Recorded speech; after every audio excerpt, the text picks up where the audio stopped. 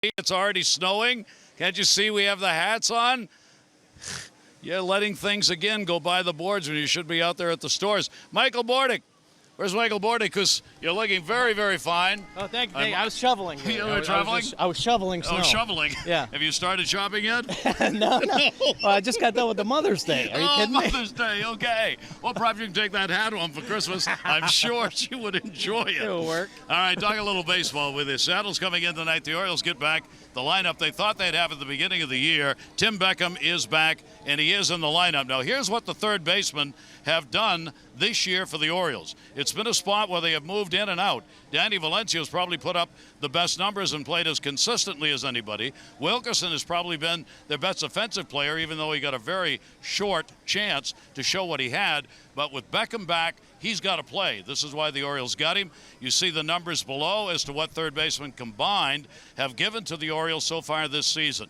Now the question is, now what? Does he play every day? Does he platoon with somebody else like Danny Valencia? That's the point we're at right now, Mike. Well, I think you hit the nail on the head, though. This is the opening day lineup right here. This is what the Orioles wanted, and I think adding Tim Beckham is going to be another veteran bat in this lineup. My goodness, there's a blizzard going on right now. I am so cold. So I think that will help stabilize this team. You know, the Oriole offense is just starting to pick it up a little bit. I think this is going to be a great addition, and then you get Valencia off the bench. He's been raking all year long. I mean, what a great opportunity it's been for him. He's actually the guy that's been standing out with just his offensive numbers. All right, we'll see what happens. I'm going back right now and invest in snowmaking machines. I understand they're doing very well in Baltimore, especially towards the end of June. We're crazy. We do this for a living, you know. All right, we'll be back. We don't have Al Roca with us, but snow is in the forecast.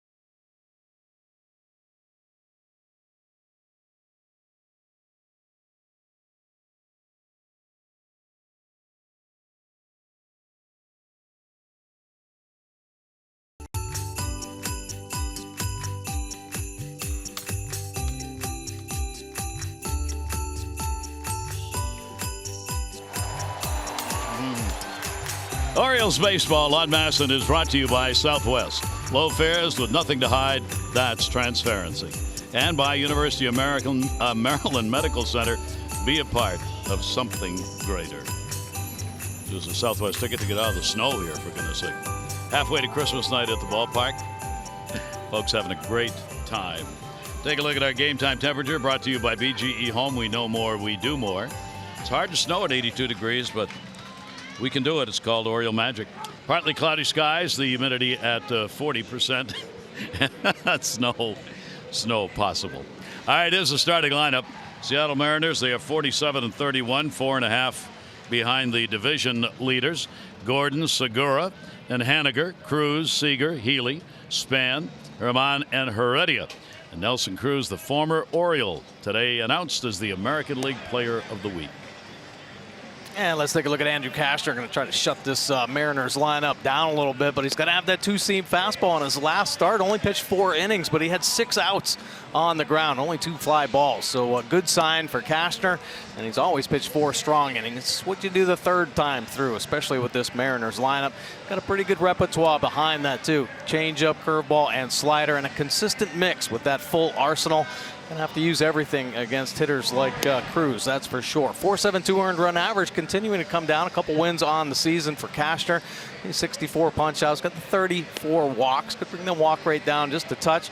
Opponent's hitting .298, a little lofty still with the overall batting average, but controlling the lefties pretty good. A good changeup. He has given up 13 home runs. You got to be careful. Of course, a warm night. Ball's going to be jumping out of Camden. And against Seattle, he's making his 9th career start, 10th appearance. Owns a career 2-4 record against the Mariners with a 4.04 ERA. So Cashner ready to go. The Orioles have gone 4-10 in the 14 starts that he has made this season. You go against a lineup that is having a bit of a tough time on this long road trip, but Showalter hopes that will continue here in the 4 games against Seattle. The Mariners are on an 11-day, 10-game road trip. They went 0-3 in New York against the Yankees and 1-2 in Boston under Scott's service. They had a month ago, red-hot streak where they ended up getting first, and that man right there, Mr. Cruz, Nelson, was a big part of that. But they have since lost 7 of the last 10 and dropped out of first place. And D. Gordon will go to short. Little looping line drive, 1 pitch and 1 out. There you go. You like that. Pitch efficiency. Take a look at the Oriole defense behind Cashner tonight. Mancini, Jones, and Rasmus roaming the outfield here at Camden. Machado and Scope once again turning 2 up the middle. Yeah, Tim Beckham back in the lineup playing third base. Davis also back in the lineup at first base, and Caleb Joseph doing the catching tonight. Tim Beckham had works at AA, AAA in ball games, working his way back on the rehab road. So back he is with the Orioles after a long stand out. Pitch will be taken for a strike on the inside corner. Here is Segura. Segura has faced Cashner a lot. He's got a .308 batting average, 8 for 26. He is 3rd in the American League in average at .334. And Cashner comes out throwing strikes as he gets it on the inside corner. Oh, a nice little breaking ball right there. Following up a little two-seam fastball. Full advantage of the count right now. Segura waiting on it. He'll ground that towards second. Scope over. Nice pick. Gets the throw to Davis in time. Segura retired, and a couple of quick outs. Nice play right there by Jonathan Scope. Take a look at the numbers here for Cashner. Innings 1 through 4. Wow, is he a stud? 150 earned run average, but that third time through the lineup, always tough for a starting pitcher. You see that earned run average jump up to 9. Now, Cashner with that consistent mix right now, it's nice to see the ball on the ground. We talked about the two-seamer in his last start, the importance of that pitch. And then the third time through, then you can start mixing in those secondary offerings just to try to keep this team and most teams off balance. Mitch Haniger will take the pitch for a strike. Haniger 2 for 9 with a home run. Lifetime off Cashner, one of the leaders in the home run and the RBI department. 2nd in runs batted in. And that one is going to be fouled away. 58 RBIs for Haniger. And a lot of the damage has been done on the road. He is tied for 4th in runs batted in on the road. 30 of the 58 RBIs he has have come in road games. Man. They have a number of players who have played very well on the road. Edgar Martinez on the right. taking care of the hitting, and if anybody can take care of hitting, Edgar Martinez can. Boy, what a hitter he was. Just say, hit like me. Yeah, if only everybody could do that. Well, the argument on now, right? Hall of Famer or not? Oh, yes. I mean, for as good a hitter as he was. And I'll tell you right now, his philosophy is drive the ball to right center, because that was his target when he hit, and I'm telling you, that's what most of these young hitters do. Check swing, and that'll be foul back out of play. And the count will stand at 1-2 from Cashner. Cashner coming in with a 44-72 lifetime record. He has yet to win a game in this ballpark, either with the Orioles or before. He is 0-6 in games pitched here at Camden Yards. 1-2 delivery, and that's going to go towards the gap and fall in for a base hit. So Haniger continues his hitting ways. He's on with a 2-out single. Boy, short stroke right there with the 2 strikes, and fastball just staying up in the zone. Pretty impressive swing, staying on top. It's a 2-seamer, but you elevate a 2-seamer, it's going to flatten out. There isn't a sink there. Take a look at the Nissan pitch cast, and it kind of pushes right back over, up and in, and he was waiting on it. Nice stroke right there with the 2 strikes. So here is the former Oriole Nelson Cruz, and is he hot? Designated hitter, has an 8-game hit streak coming in, 20 home runs picked up, player of the week. First time he's won the honor since being with Seattle, but he's won it before. 5 times he's been a player of the week. Won the award with the Mariners once, twice with the Orioles, and once with Texas back in 2010. Shift is put on against him. Cruz with that open stance and the 1-0. He'll take it for a strike. Well, Nelson Cruz, and we saw him here for a year, and he was sensational. And when he's about as streaky as any hitter, though, but when he's hot, he's as good as any hitter in the game, period. He has power all over the place. He sets up looking for right center, and if there's a pitch in the middle or outer third, that's where he's going to drive the ball. He can hit him about as hard as anybody in the game. Driving that way, backs it up and then reacts in. That'll go to the hole. Scope, who's shifted over, makes a long throw and gets it there just in time to record the out. No runs, 1 hit, no errors, 1 left on base. Orioles coming up.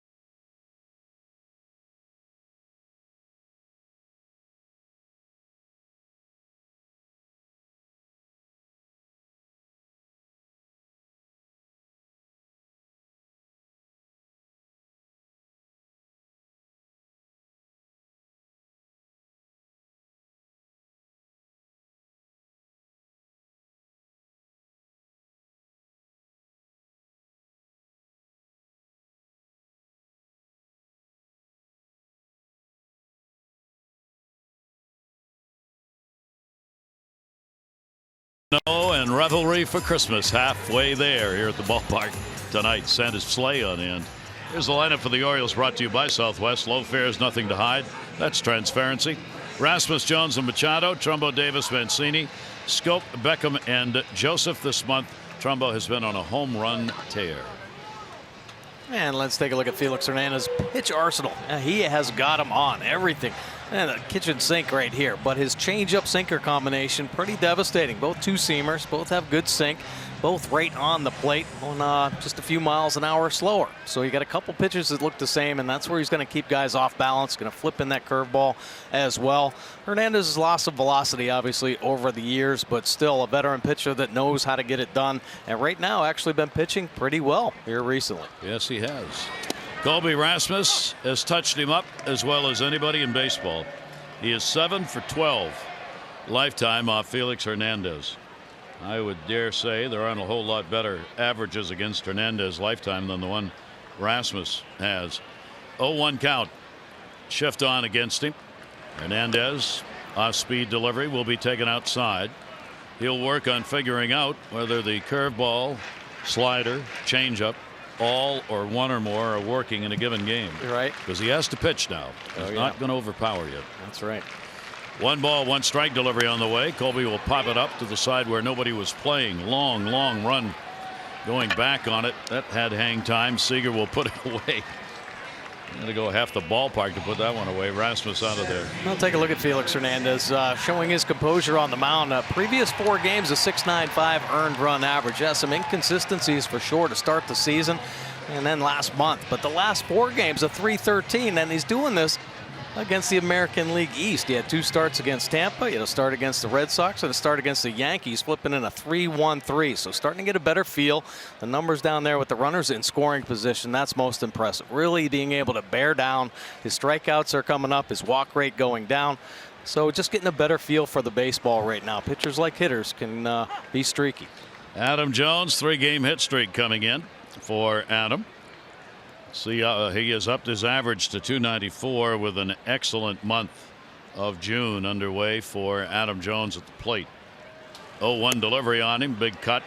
Jones has in the month hit .329. That is the 5th highest average in the American League in the month of June.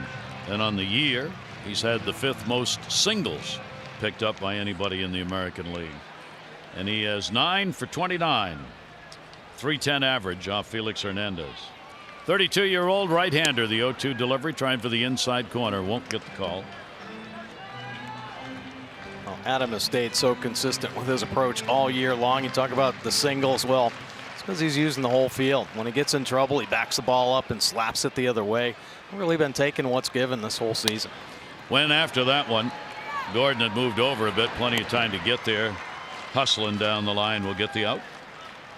Let's take a look at the Mariners defense here this evening. Span in left field, Heredia out in center field, Haniger in right, Segura playing short. Gordon, who used to be the center fielder, but of course Cano some time on the shelf right now. Gordon sliding into second base, Seager over at third, Healy at first, and Herman doing the catching tonight. That'll bring Manny to the plate. 2 down, nobody on. Manny has faced Felix only 3 at bats, 1 for 3. Average right around that 300 mark with .301 now. He's always had good luck against Seattle overall, hitting .309 lifetime against the Mariners. Orioles will hope to get the numbers on the season against Hernandez. He is tied for 4th in most runs surrendered. And while he's pitched well in the last 4 games in particular, he's only won 1 of his last 5. He has won 1, lost 2, and had 2 no decisions in the last 5 games. I was noting he has lost some weight.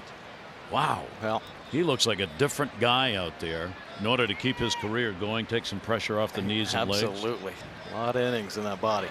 2-0 delivery off speed, and that's what he looks for. That's what he's trying to get done right there.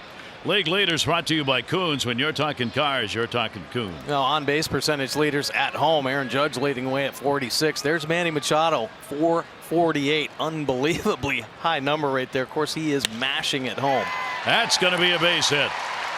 Manny will take a big turn.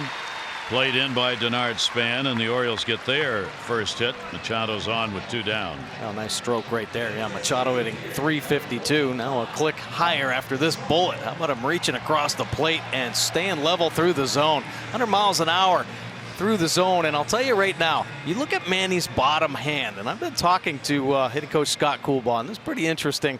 Of course, Scott Coolbaugh, he knows all the tricks in the book and, of course, is always learning. But that bottom hand, if the palm is up longer through the zone, like we just saw right there with Machado, that means your bat head is going to stay through the strike zone that much longer. And that's what Machado does so well. Well, he's had so much great success. Pitch will be taken inside. Mark Trumbo. Hit streak wise, this is the hottest hitter the Orioles have in the lineup. And the 8-game hit streak has been all about the long ball, with the 5 home runs and 11 RBIs during the streak. So he's really up the average, and more importantly for the Orioles, the RBI production. Great sweeping ball right there for a strike. Yeah, Trumbo has been red hot. And wow, what a road trip he had. 316, 4 home runs, and 9 RBI. Nelson Cruz, who won the American League Player of the Week, Trumbo was right behind him. He was doing some mashing, and he is locked in right now. 1 ball, 1 strike count. Manny being held by Healy at first base, and a swing and a miss. One that fooled him right there by Hernandez. It's always interesting to watch a player like Hernandez develop. It's hard to believe he'd use that term. Here's a guy who overpowered everybody for a decade, but now he's got to pitch. He really has to pitch. That fastball is 3 or 4 miles an hour slower, and so he's got to mix in all of his pitches. And if he can do that, he'll be as tough as ever, but that's easier said than done. And a foul tip, and held on to for the strikeout.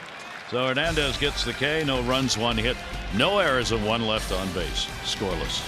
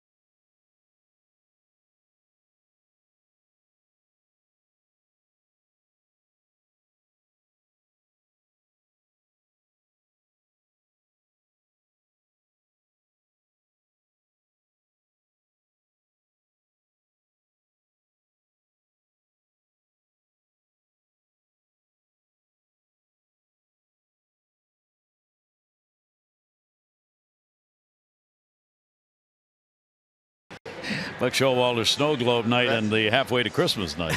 No kidding. Everybody's in the spirit. How about this? The Birds stumping Seattle. Yeah, since 2011, the Orioles have had the Mariners number 15-6. That's the highest win percentage at home versus any AL opponent. 15-6 is impressive. And of course, the Mariners on the other end have some troubles against the Orioles with their lowest win percentage. The Orioles in a good spot right now. Got this team's number. Seager will lead it off. Healy and then Span will follow. Shift on against him. Scope way out in right field. The veteran, 30 years old now, Gold Glove winner. One time around, a couple of years ago, won the Gold Glove at third base.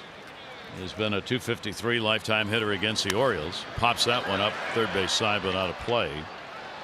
He's been a good one. 12th round pick, who not only survived it but has really taken great advantage of it. .263 career hitter, all of it spent with Seattle, and he's done pretty good against the Orioles starters. Yeah, very solid piece over there with the Mariners. Just one of those bring your lunchbox to work kind of guys. Yep. Cashner will come inside to him, and the count will go to 0-2. Cashner, the .404 ERA lifetime against Seattle with a 2-4 record. 1-2 pitch tagged in the air to center. Jones backing up, has it lined up.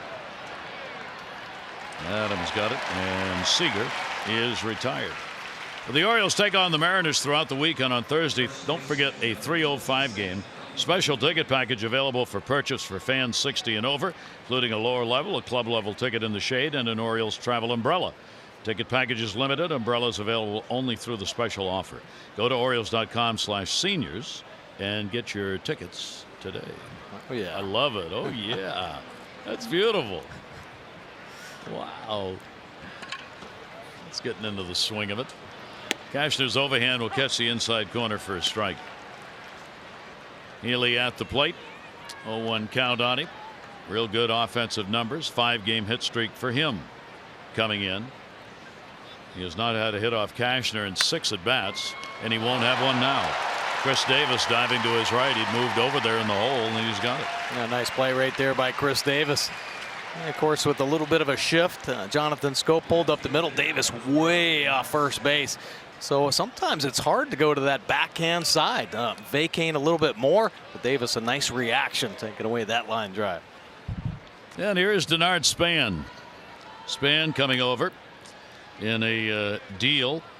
11-year veteran with Minnesota, Washington, San Francisco. Previously Tampa Bay. And the deal brought him from Tampa Bay along with Alex Colomé, the bullpen pitcher and closer. A couple of players and cash involved. I thought that was one of the most underappreciated deals yet this year. This got 2 good players. They got a regular outfielder and a real good bullpen guy. Yeah, you know, and every team that's thinking about possibly making it to the postseason, they need a stronger back end. All of them. I don't care what team it is. They want more arms to the back end of the bullpen. I think that was a huge pickup. And then you land this veteran piece right here with Span. He's having a very solid year. And real good speed. He adds more speed to a team that already has some pretty good speed. He's 7 for 22 lifetime off Cashner. 2 down and nobody on. Pretty much straight up defense against him. Span will take the pitch and it'll be in their first strike. Well, Cashner's dropping in some nice breaking balls, just stealing some strikes with that pitch.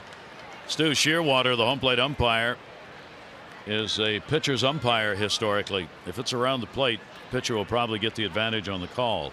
So hitters need to come up there ready to go, and pitchers will try and find how far they can spread that strike zone out. 1 ball, 2 strike count here. Span's going to get a base hit. That'll go into right on a hop. Played by Rasmus back in, so each of the first 2 innings they've picked up 2 out singles. Now Cashner a little frustrated on that one. You see a little head shake, trying to get the 2-seamer in there, aimed it right at that front hip, but too much movement, leaked back over the plate. Oh, 2 out single there. Their man will stand in. He's getting the shot behind the plate. Another left-hander. 5 of the 9 in the lineup will bat from the left side against the right-hander Cashner, and the pitch will be taken inside. Of course, he's got the opposite numbers, those reverse numbers. Left-handers 263 and right-handers 333, which Buck Showalter always talks about. So many of those reverse numbers around the league now. That one's going to miss a little bit down low in the first 2-0 count that he has had on a Seattle batter. Well, Cashner looks pretty comfortable with that breaking ball. Wouldn't be surprised if he flipped it in right here. Let's get back into the count. Catcher had been on the 10-day DL, had an oblique problem, getting back on June 18 into the lineup, and he's taking again another breaking ball that's going to miss, and the count will go to 3-0. Scott Service done a great job with this team. All the players, his players, talk openly about really liking to play for him and believing in things he does. Former player, grinded out guy. That's the way he manages. That's 4 in a row out of the strike zone. Wow. What was that? Yeah, how about that? Wow. Yeah, that's a little bizarre. Just he's all in the dish, throwing strikes with everything, and then loses it a little bit. That might be just the fact that that 2-strike single he threw to, Span kind of got in his head a little bit. A little 2-seamer coming back over the middle of the plate. So Seattle will get a scoring opportunity with 2 down. Heredia coming up, their center fielder. Obviously not a lot of power, but spray hitter. Pitch will be way outside. 5 in a row out of the strike zone. Heredia's gone 2 for 7 off Cashman. He has had a real tough June. 133 in June after hitting just under 300 in his first 41 games. That pitch will be taken away, and somebody's got to go have a chat with him, and Caleb knows that. And there you go. That's 6 in a row. He's missed not even close on those pitches, and Manny's going to come in as well. Yeah, absolutely. Just for a couple reasons. A little breather, obviously, unless Caleb sees something mechanically. I think a lot of times pitchers can rush and just lose that release point. So just to slow him down a little bit, stay on the backside, get your balance going again, and get right back into the strike zone, because he's got good movement. I mean, his breakable is breaking sharp right now, and he's getting a lot of movement on that two-seam fastball. As a team, Seattle comes in ranked 6th with runners in scoring position at 256. Heredia 261 in these situations. First and second and 2 down. And a quiet little late rally in this inning. And he does come back and gets the strike in there at 94 miles an hour. And a very easy 94 in that delivery. A lot of hits surrendered by both Cashner and Felix Hernandez. So hitters will be looking to take advantage of that in this one. And that's going to miss inside. A big and it's 3-1. Yeah. Yeah, now you got to throw a quality strike right here. You definitely don't want to roll this lineup over. Got a good opportunity to get out of this inning. No damage done. 3-1, 2 away, and the bases are loaded. So after 2 quick outs, the base hit by Span and then 2 walks. And they've got him loaded for the leadoff man, D. Gordon. And he has now thrown 20 pitches this inning. Wow. So let's see what D. Gordon can do. After a couple quick outs. Yeah, still only 1 out away from getting it done with Span, Herman, and Heredia on. D. Gordon lined out softly to short, 2 for 12. Lifetime off Cashner. He's not done well in these situations, hitting just 226, but won't matter if Cashner doesn't throw a strike. These are the inexplicable things that happen in baseball. Not that he won't get out of it here, but just kind of cruising. Right. 1-0 count. And another one that misses. And because of Gordon's speed, Tim Beckham is way in at third base with 2 down. He will back up now, but he was 5-6 steps in. Yeah, well, Gordon will use that speed, especially in these type of situations. Any opportunity he sees on the field, he'll lay a bunt down. This guy's got some serious speed, leading the American League in stolen bases, so you know he's looking anyway use that speed. Wow. Count goes to 3-0. I sure wish I could explain this, because then I could make $1 billion. Yeah, right. Can't do it though. So he'll take at least 1 here. It'll be right in there for a strike. Whether he takes another depends on how comfortable he feels hitting with 2 strikes, and whether he thinks Cashner can put 1 in here. Bases loaded, 3-1. Gordon takes, and that's there too. So we go the distance on this at bat. 3 balls, 2 strikes, 2 down. Now 3-1, and Gordon did look like just taking all the way. Forcing Cashner there after so many consecutive balls. He's 1 for 7 with the bases loaded this year. That was a double. So a big pitch here in the second inning. Early moment of importance. 3-2, runners go, and he's got a base hit up the middle. Span will score. Havarn will score. Throw comes into second to hold him to a single. So he comes through 3-2, and Gordon gives Seattle a 2-0 lead. Wow. Well, impressive AB right there. Just kind of forcing Cashner to throw strikes. It's a 3-2 count, and Cashner's going right down the middle. A little gut ball. And Gordon's not going to try to do too much, just slapping it right back through the box. Take a look. 4-seam fastball, center cut. And Gordon finding the barrel and a couple runs on the end. 20 RBIs for D. Gordon, their leadoff man. And over to third base goes Heredia. So Span, who had the single, Herman, who had the walk, both score. And Seattle gets on the board with a 2-out rally. And now Segura will be coming to the plate.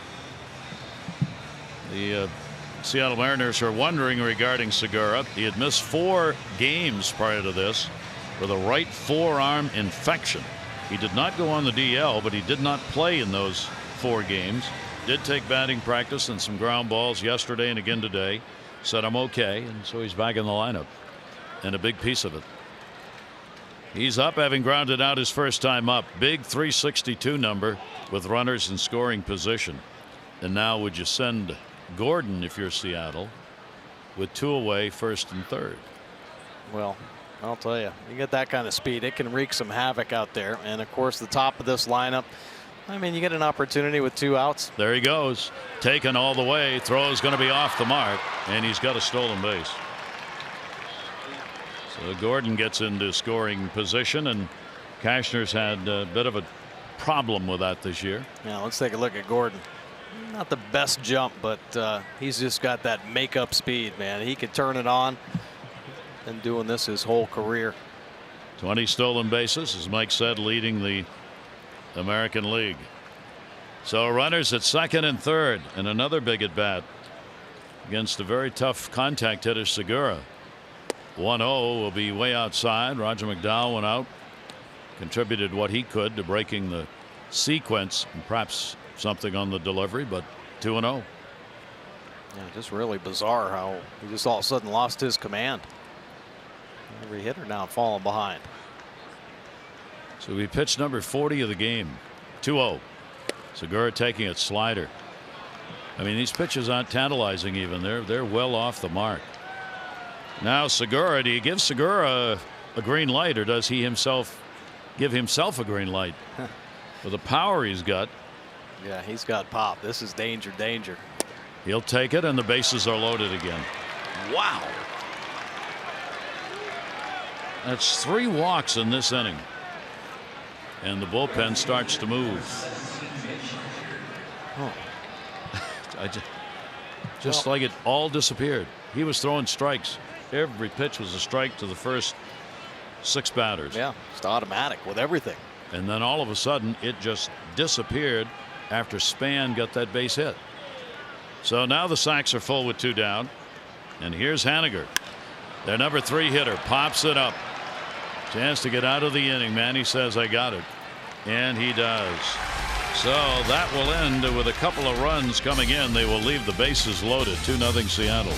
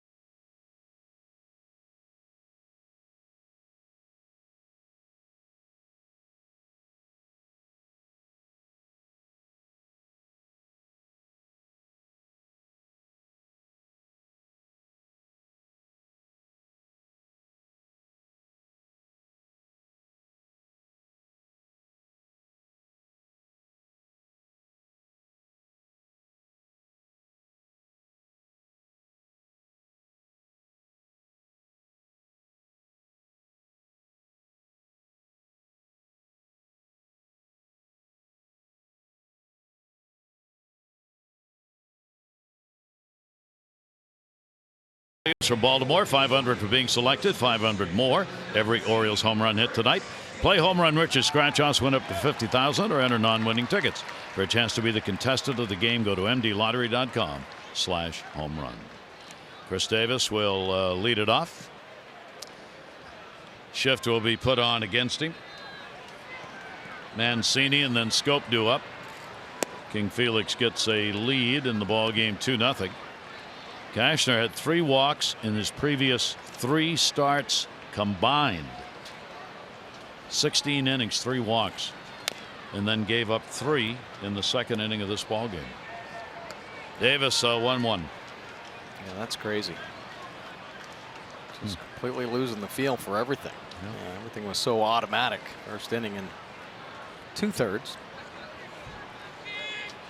1 ball, 1 strike delivery on the way. Off speed pitch is going to be in there for a strike. Hernandez mixing them up. looking for win number 7. He went 6-5 last year, had only 16 starts last year. This is his 17th this year. Davis is gone on a K.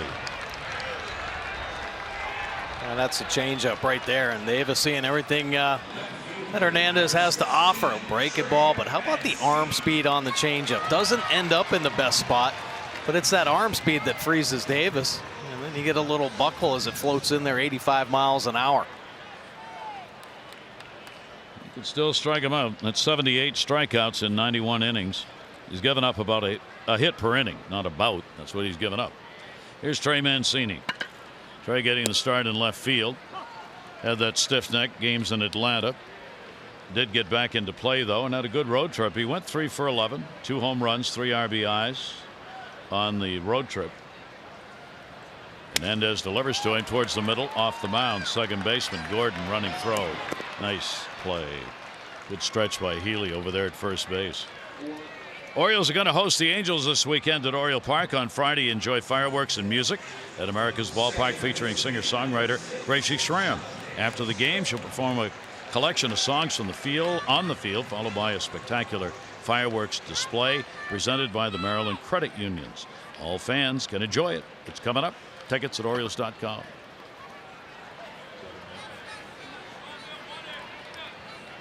Here is Jonathan Scope. Scope has faced Felix only a couple of times and has gone 0 for 2 against him. Boy, Scopey would like to get things going. And chasing a lot of pitches on the sliders, off-speed deliveries away.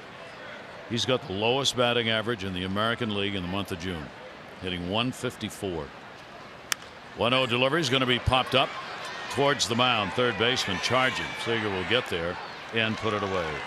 Took only 8 pitchers and the Orioles are retired. 1, 2, 3. You get it. That's not my job. 2-0 Seattle.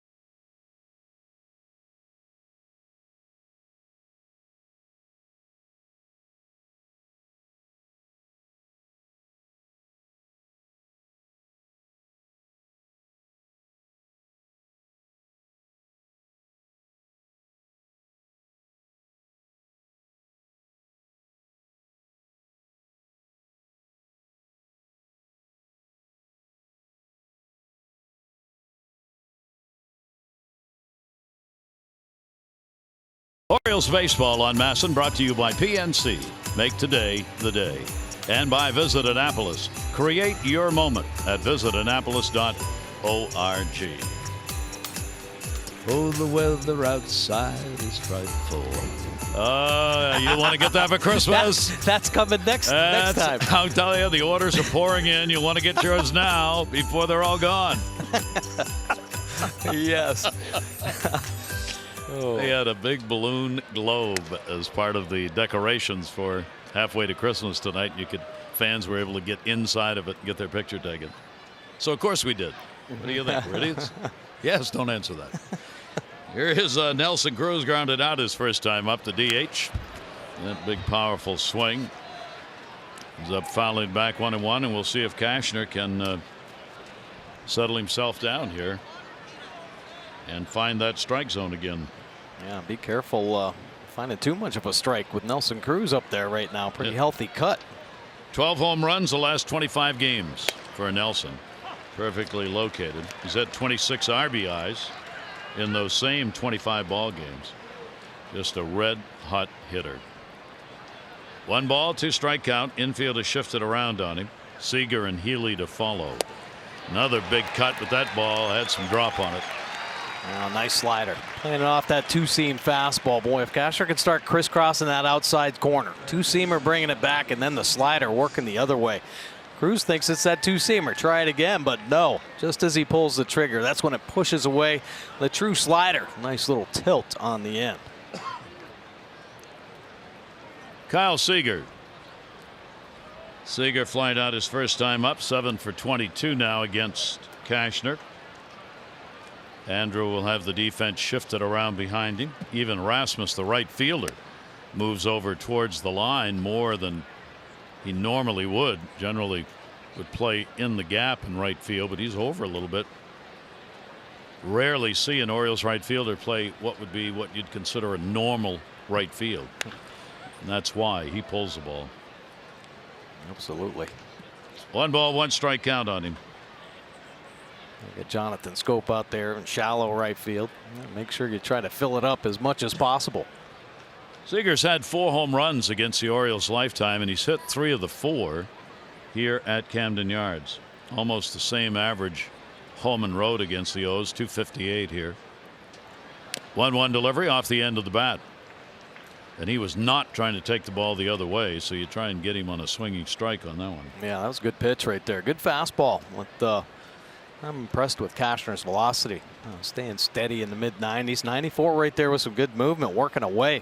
The Nissan pitch cast there, that third pitch. 1-2, 1 away again. Seager also has had good numbers on the road. He is second in RBIs in road games, as he has picked up 33 road RBIs.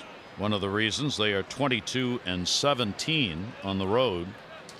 2-2 pitch, and that's going to be inside. Will jackknife him away, and a full count, 3-2. So unless there are some really quick innings, you know, Roger McDowell, Buck Showalter already are thinking about, all right, what's the bullpen rotation going to be tonight? Boy, for sure. And you'd like to just pitch to contact, flip that two-seamer in there, maybe take some velocity off. Just get some hitters out in front, get some ground balls early.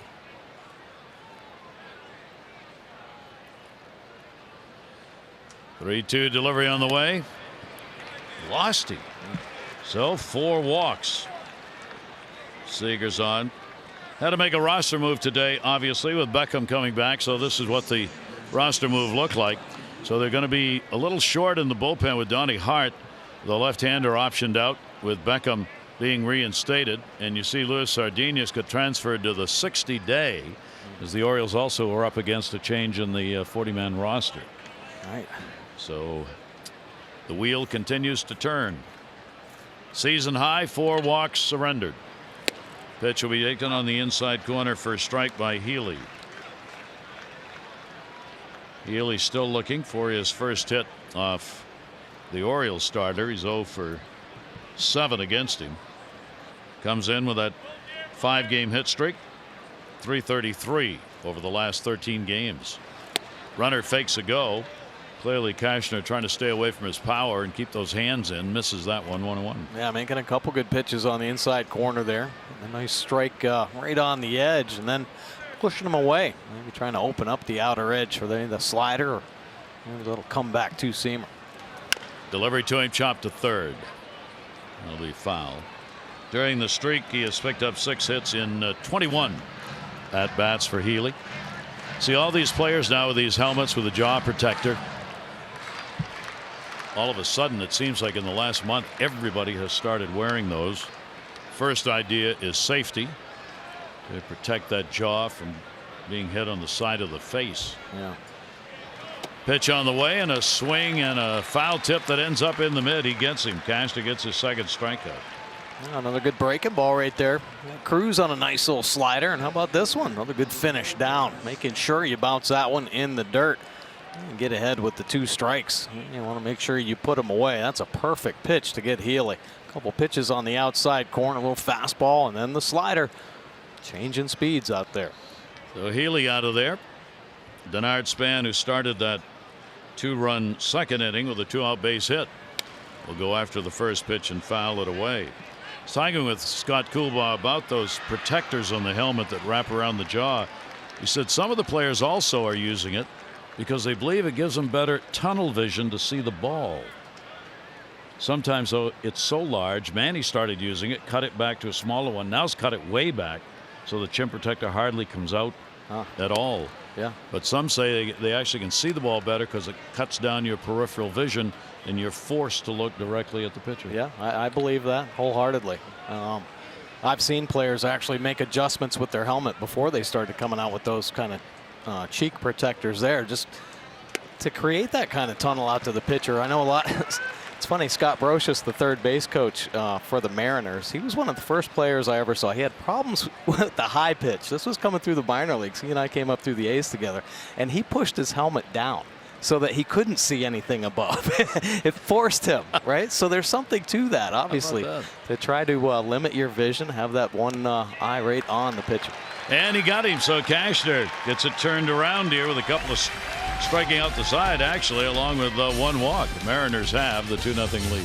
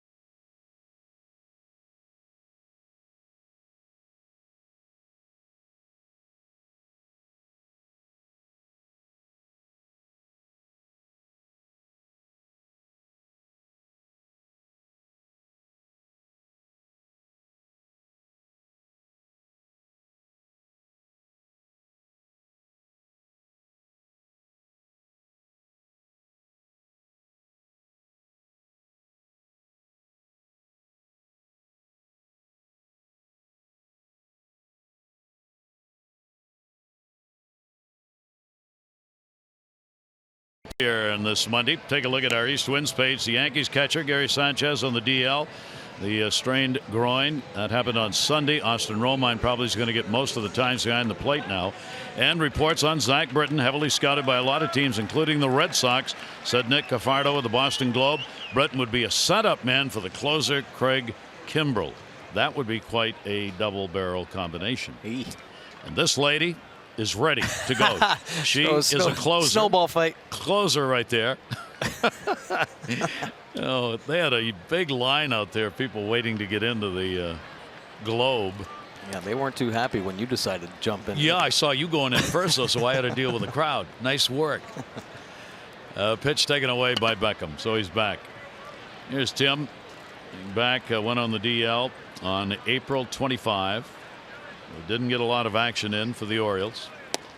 As we said, he did get some minor league games in, AA, AAA, in the rehab performances, and worked with the ball club when it was here at Camden Yards and when they were away. So Beckham is back. 2-0 count. Hernandez delivers to him, and a chopper will go to third. Segura's got it, and the out. One away here in the third. PNC Minor League Insights brought to you by PNC. No better time to act than today. PNC, make today the day. And take a look at Zach Lowther. Boy, has he been dealing last 3 starts. He's been cutting them up. 3-0 record with nothing on the board for that earned run average. 16 1/3 innings pitched. Got the 17 punch outs, just the 3 walks. How about very good movement and some deception in there, I'll say. My goodness, he was a supplemental second round pick, 74th overall last season, and he's putting up some numbers right now. So one away. Hernandez has given up a base hit to Manny Machado. That's it for the Orioles, and only 3 on the board against Cashner for Seattle, but they came in the That second inning, 2 of them, including the 2 RBI single by Gordon with the bases loaded, 2 down. Ground ball to third, scooped. Seager, the out. As we said, a former Gold Glove winner, you don't get a lot by him at third base. No, seems like pretty tight infield right now. All over the place. Got the good speed over there with Gordon, who's no stranger to the infield, and of course Segura. Boy, he's been a solid shortstop in his young career. We'll bring Colby Rasmus up for the Orioles. Rasmus getting back, as we mentioned. This is the lineup. The Orioles were expected to have an opening day and the one they were going to go with on a regular basis, with Mancini, Jones, and Rasmus in the outfield, Beckham, Machado, Scope, and Davis in the infield, Caleb Joseph behind the plate. Haven't had many chances to have that lineup together, right, with all the injuries. 1-0 delivery, that's right into the shift. Gordon's got it, gets it over, and a 7-pitch inning for Felix Hernandez. He retires the side in order. He has set down the last 7. 2-0 Seattle.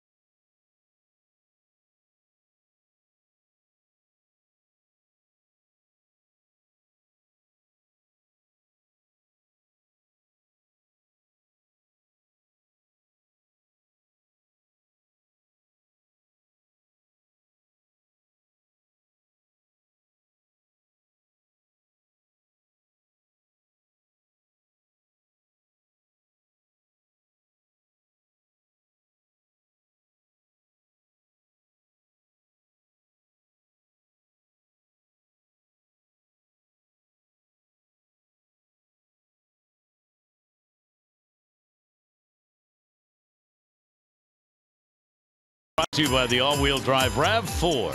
Toyota, what drives you? Visit buyatoyota.com for great deals.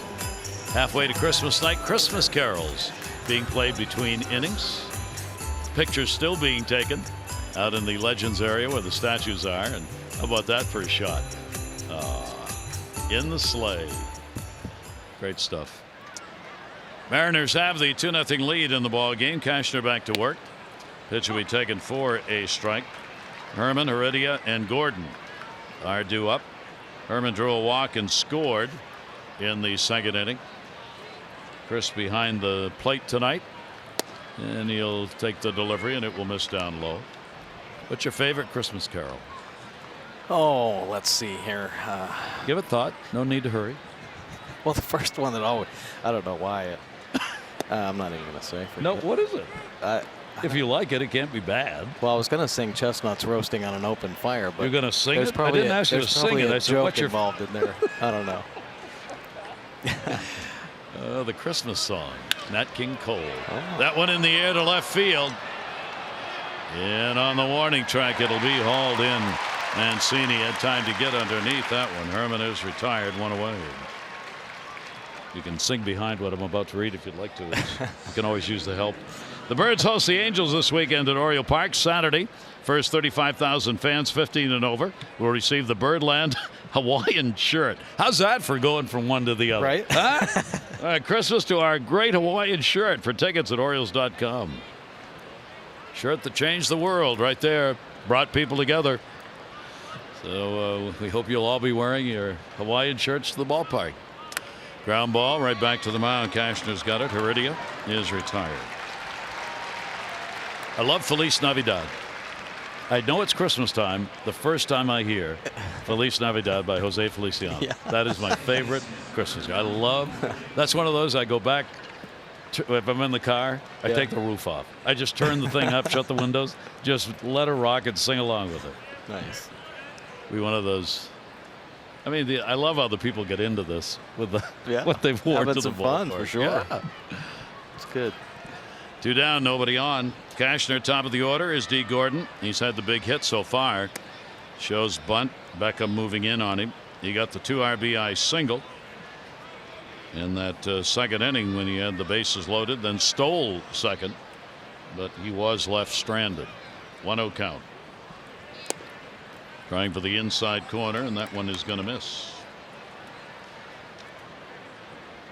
Well, Castro got a couple quick outs back there in the second inning, too. And next thing you know, the command just gone here, falling behind 2-0. Got to get right back in there. 2-0 delivery on the way. Gordon with a stolen base he picked up, has now in his career stolen 6. All 6 attempts against the Orioles have been successful for D. Gordon, stolen base wise, against the O's. 2-1. Little chopper. Jonathan Scope gloves it over to Chris Davis and a 1-2-3 inning, and that only took 9 pitches. So it looks like right now they're trying to match each other on the mound for efficiency. Both doing well.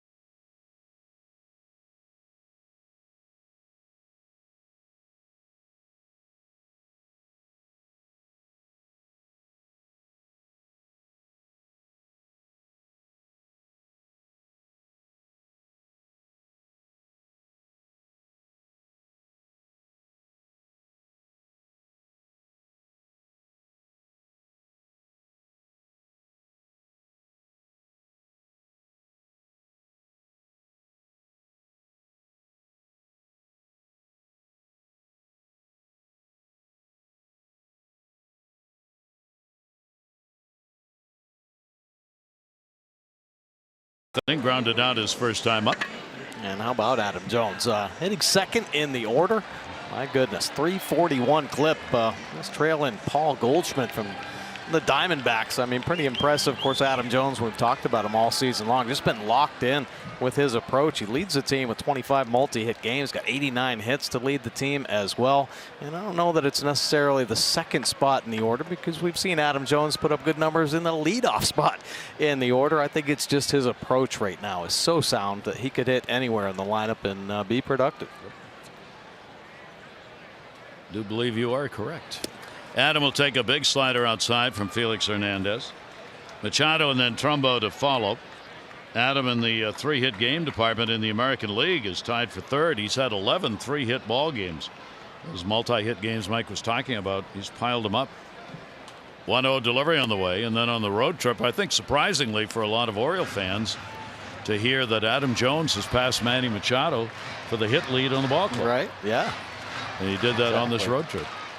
Well, Adams kind of stayed consistent, actually picking up the pace a little bit. Manny's kind of trickling down a little average-wise. That'll go towards the hole. Long throw, Segura. Wow. That one is right on the money. And one away. O's fans, join Hilton Honors and save up to 20% on your next Baltimore stay. Visit travelhilton.com/Baltimore and book by June 25 to save.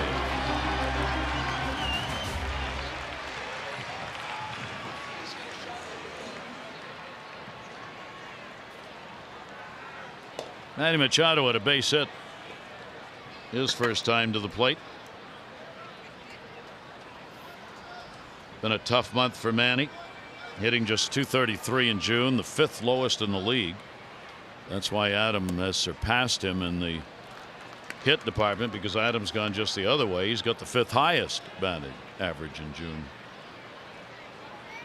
1-0 count. Felix Hernandez delivers. He'll miss down low with it. Well, you got to note all the great stuff about this guy on the mound. 2-time ERA champion, Cy Young Award winner 2010. Pitched a perfect game, first one in Mariners history, August 15, 2012 against Tampa Bay. 2-0 pitch and a check swing. Did he go? Yes. He carries 166 wins and 120 losses into this season. And from Venezuela joins Johan Santana, the only two from Venezuela to win Cy Young Awards. Santana won 2. Well, he's been impressive, but I think, like you were talking about, just learning how to pitch now. Got him on a foul tip strike. Yes. Yes. No. Well, beautiful breaking ball here, man. He's swinging through. Yep. It tipped into the mid 2-2. And he was looking like, how'd you hang on to that? 2-2 delivery on the way by Felix. Will be inside. Interesting question, I think, already. He's 32 years old. He's got some years in him as Felix Hernandez. Is he Hall of Fame material? I think it's very close. And right now, I don't think so. Yeah, I don't think so either. I think he's going to have to pitch a long time. A few more years. At least get up to 200 wins. Yeah, right around that's there. The mark. Yep. So the base on balls picked up here. That's the first walk surrendered by Hernandez. 1 on and 1 down. Don't miss your chance to meet Orioles pitcher Mike Wright. He signs autographs and meets fans at the Orioles team store in the York Galleria. Mike will be on hand 11 a.m. till noon this Tuesday, so that would be tomorrow. For details, OriolesReach.com. Mike has been moved up in order of importance in the bullpen during the road trip. And into some games, won a game, 2 innings pitched in Atlanta. And Buck Showalter showing a willingness to use him in other than kind of mop-up situations where he'd been stuck for a while. Yeah, I think really a tribute to Mike Wright. I mean, sure, he was coming in mop-up situations. Still got to pitch. You still got to keep them from scoring. He was doing that. He lowered his earned run average. He built some more trust from Buck Showalter. Next thing you know, he's been pitching in some high leverage situations. That's a base hit into center field by Trumbo. Making the turn, Manny. He'll stay. Heredia gets it back in. So Trumbo is on, and the Orioles with 1 away here in the 4th inning and down a couple have 2 on base. Piece hitting right there, not trying to do too much. 2-seam fastball and staying hard to the middle with it. Slapping the hard ground ball through the infield, drawn in a little bit. Obviously double play depth right there. 111 miles an hour off the bat. Trumbo just starting to square up everything. So now the Orioles an opportunity to get on the board. They had a runner on in the 1st. Then Felix Hernandez set the side down in order in both the 2nd and 3rd innings. He'd retired 8 in a row prior to the walk to Manny Machado. 0-1 on Chris Davis. Davis called out on strikes his first time up, hitting .224 with runners in scoring position. Orioles went 10 for 41 on the road trip in these situations. 0-1 delivery, and Davis on a check swing. Did he go? Nope. Corey Blazer down at 3rd base. A big chance for the Orioles. And interesting numbers on the road trip. 0 for 17 against the Nationals. 10 for 24 against the Braves. That's a lot of base runners. Yes. 1 ball, 1 strike count. Davis on a check, held up. It missed. 2-1. A couple good takes right there, and a couple tough breaking balls, kind of showing themselves as a strike and then breaking down and out of the zone. Davis .224 off Felix. Now, if Davis get to just disciplining that strike zone, going to have a much better season. That misses by a lot. So the count goes to 3-1. Trey Mancini, the on-deck batter. 2 on, infield shifted for a double play. Machado and Trumbo, the base runners. And again, just varying the speeds, had him out in front of it, 3-2. Yeah, it gets a 3-1 count. Typically, you're thinking, okay, here comes a good fastball. A 2-run lead right now, but pulling the string on the changeup. The only 2 strikes on Davis here, this AB with the changeup. Well, let's see what Hernandez decides here. 3-2 delivery. Davis will swing and miss at 80, slowed it down even more. Yeah, breaking ball right there. So flipped a couple breaking balls that weren't enticing enough. Look at this one. Kind of flips up. It's the curve, so it's showing itself on the plate just a hair longer, and that's enough. Get the crusher to bite, and a little bit out in front there. Nice finish on the curve. Hernandez, runners in scoring position against him, 244 his number. So about 15 points lower than the average in the American League in these situations. Trey Mancini grounded out his first time up. Now Trey will get the opportunity. This has been an area that has been a surprising struggle, and deciding what to pitch here. Herman's going to go out and have a word with him. Trey Mancini, some tough luck, but I think this number, obviously with runners in scoring position, is just a huge surprise. Last year, so successful, runners in scoring position, and I think we've seen all year long now Trey Mancini, just the want. You see it in his face when he steps into the box. His jaws get tight. He's had some good swings here recently, though, so you expect him to just track the ball a hair longer and pick up a few more RBI in these clutch situations. 346 last year, 346 with runners in scoring position, and now he's hitting 096. 0-1 count, delivery to him. That one fouled off. Just got the bat on that one. Now Mancini has been slowly but surely coming around. How about on the road trip? 2 of his 3 hits were home runs. And he doesn't have to do that every time. Just square up the baseball, and Mancini's going to find some knocks. But hey, you don't have to worry about hitting him at somebody if you hit him over the fence, right? That'll pretty much take care of it. Hernandez a look back, lead runner, 0-2 delivery. Mancini to third and foul. Not by a whole lot, but by enough. Count will stay at 2 strikes. 1 out walk to Machado, 1 out single by Trumbo. Those are the 2 base runners on for the Orioles. Trying to take advantage of it and get at least 1 on the board. They are trailing 2-0. 0-2 delivery again in the dirt. Trey came in today having a sore throat. Buck wondered whether it was going to be bad enough to keep him out. But Trey's been out too many as far as he's concerned already. So he walked his way back into the lineup with the manager. So on the road trip, he had the bad neck problems that kept him out of a couple of games in Atlanta. 1 ball, 2 strike count. And Mancini goes down. Foul tipped, held on to. So Hernandez 4 strikeouts. He gets Davis and Mancini with runners in scoring position.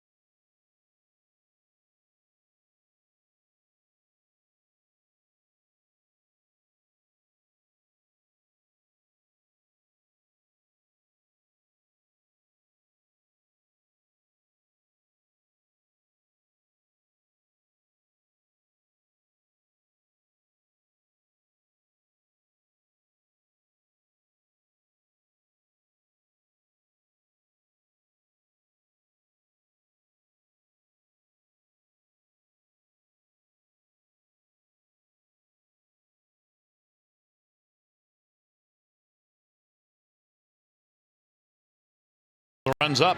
2-3-0 for the Mariners and 0-2-0 on this halfway to Christmas night. Gary Thorne and Mike Bordick. And if the bird is here, he's got to be celebrating Christmas. Oh my Christmas goodness. Cookies. And the globe. Wow, a Snow Walter globe. Thank you, Bird. Thank you so much. You're Merry even Christmas. better than Santa. Thank you so much. Thank you, Bird. That's very nice. Appreciate it. Enjoy the snow. Bye, Bird. Have fun. Have a good Safe night. travels. In the snow. All right. Here's our Snow Walter globe. And some cookies. I love it. Some good stuff going on. I love Christmas in the summer. The preceding was not transcribed. High in the air to left field. Not very deep, though, off the bat of Juan Segura. Trey Mancini had to make a maze catch. Oh. That ball came down a little sooner than was anticipated and got the glove down, and Segura's retired. Trey Mancini go back. Manny, I think, had just put his hand up there saying, I got it, I'm camping, but Mancini calling it. So outfielders, their job is to scare the infielder off. So he is doing that right there. You do not want Mancini rushing on you after a fly ball. Nice play there, good recovery, but Manny was camped. Get a Christmas cookie for that catch. We'll save one for you. Strike taken. Here's Haniger. Number 3 hitter, Mitch Haniger. Popped out single so far in the ball game. Power hitter. 0-1 delivery on the way. Slider. Cashner has walked 4 and struck out 3. King Felix has struck out 4 and walked only 1. 1 ball, 1 strike delivery. This has been a pitcher's matchup for the starters. Neither team's been able to do a whole lot offensively. That second inning with 2 down, things just fell apart on Cashner. Span single, walk to Herman and Heredia, and then Gordon, the bases loaded, single. And now he's settled back down again. Had a 9 pitch 4th inning, and it gets a quick out here to start the 5th. Yeah, you get in the strike zone and you have some movement, and boy, that is just going to prompt hitters to be more aggressive in the zone. Boy, Cashner just something happened. Yeah, just blacked out or something, lost command. Down to Beckham, takes a big hop on him and gets it there in time. Herman can run. Haniger can run, and there are 2 down. Beckham had a chance over there at third base. A routine ground ball, little chopper catching it high and on to first base. Man, good hustle right there by Haniger. So there are 2 away. That'll bring Cruz to the plate. He has walked and struck out the DH with his 8-game hit streak. And Nelson will take the pitch outside for a ball.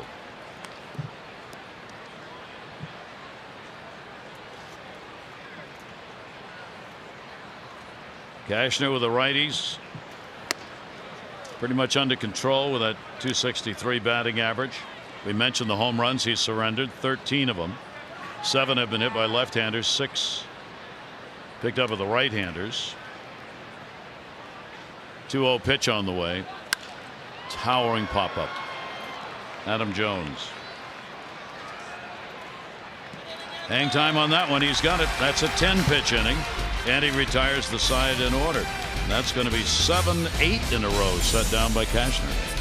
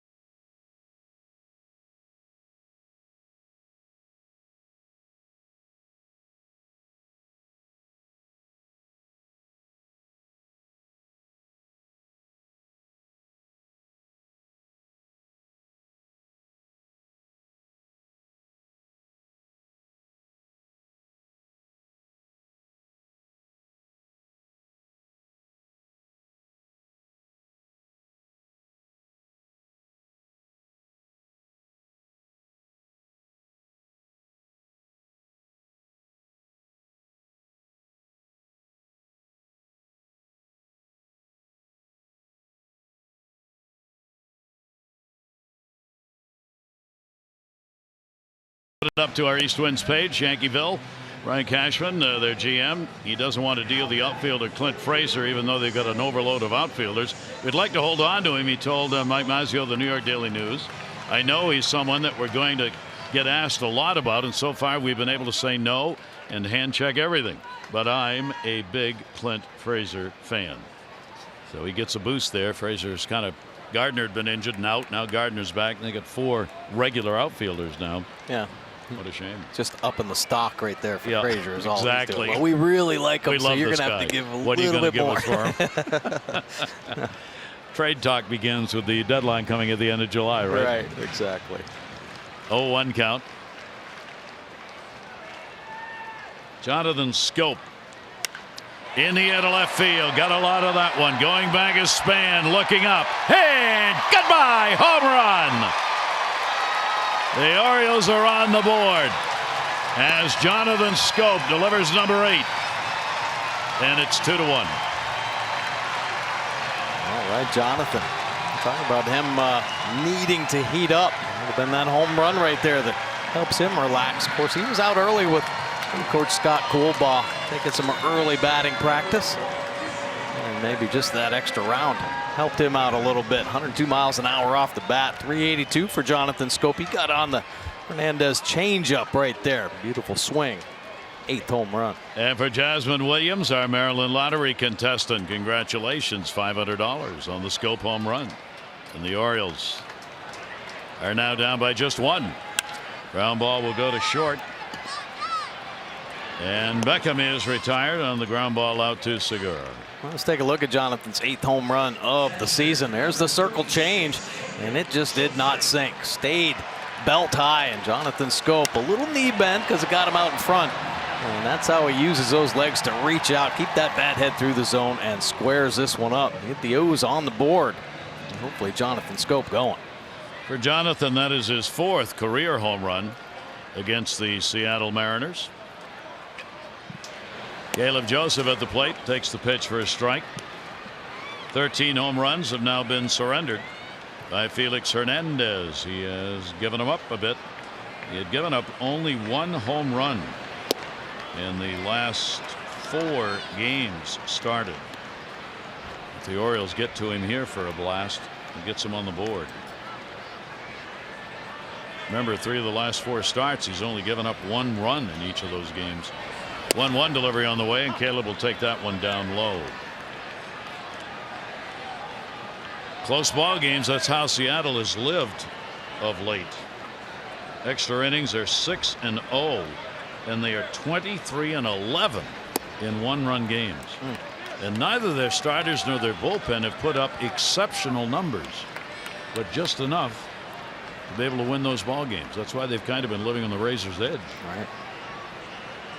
Here's the 2-2 delivery on the way, and Caleb to center. Already is there. 2 down. Come see baseball's Iron Man at the Lifebridge Health Sports Training Fair on July 10th. Get a free sports physical, sports drills, giveaways, and much more. Visit lifebridgehealth.org/sport event to learn more. Gary Thorne, Mike Bordick with you.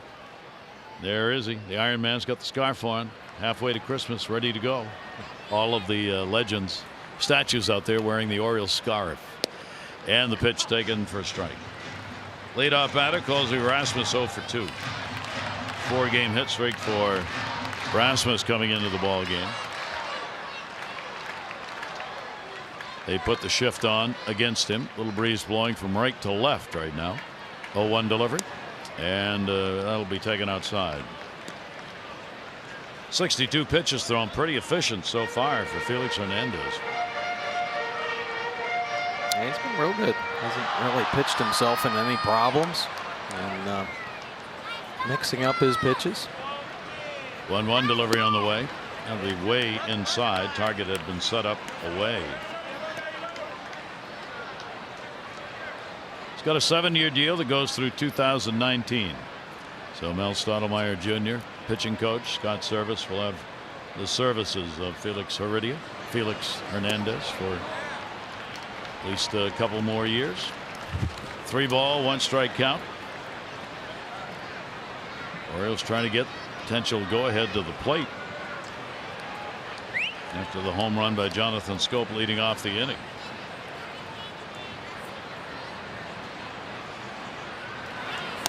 And a strike at the knees.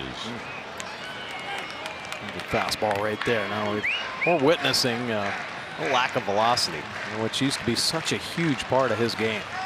And you talk about getting hitters off balance. Imagine all these pitches with about 4 or 5 extra miles an hour on them. 3-2, and he walked him. Second walk he's given up, so the inning will stay alive as Kobe Rasmus draws the free pass. And Adam Jones will stand at the plate as a potential go-ahead run. Adam has grounded out twice, once to second, once to short.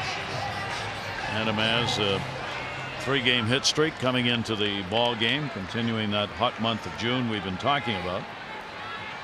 He's had 6 hits in his last 24 at-bats during the streak. The hit total leading the Orioles 89, 7th in the American League. And of course came to the Orioles from the much discussed deal with Seattle. All right. One they don't like to talk a lot about, actually. 2 down, runner on at first base. In the air to right, going towards the gap, but it stays up. And that's where Henniger was playing. So the Orioles will get a run on 1 hit, no errors, and 1 left on base. Jonathan Scope starting to get out here in inning number 5, brings the Orioles to within 1.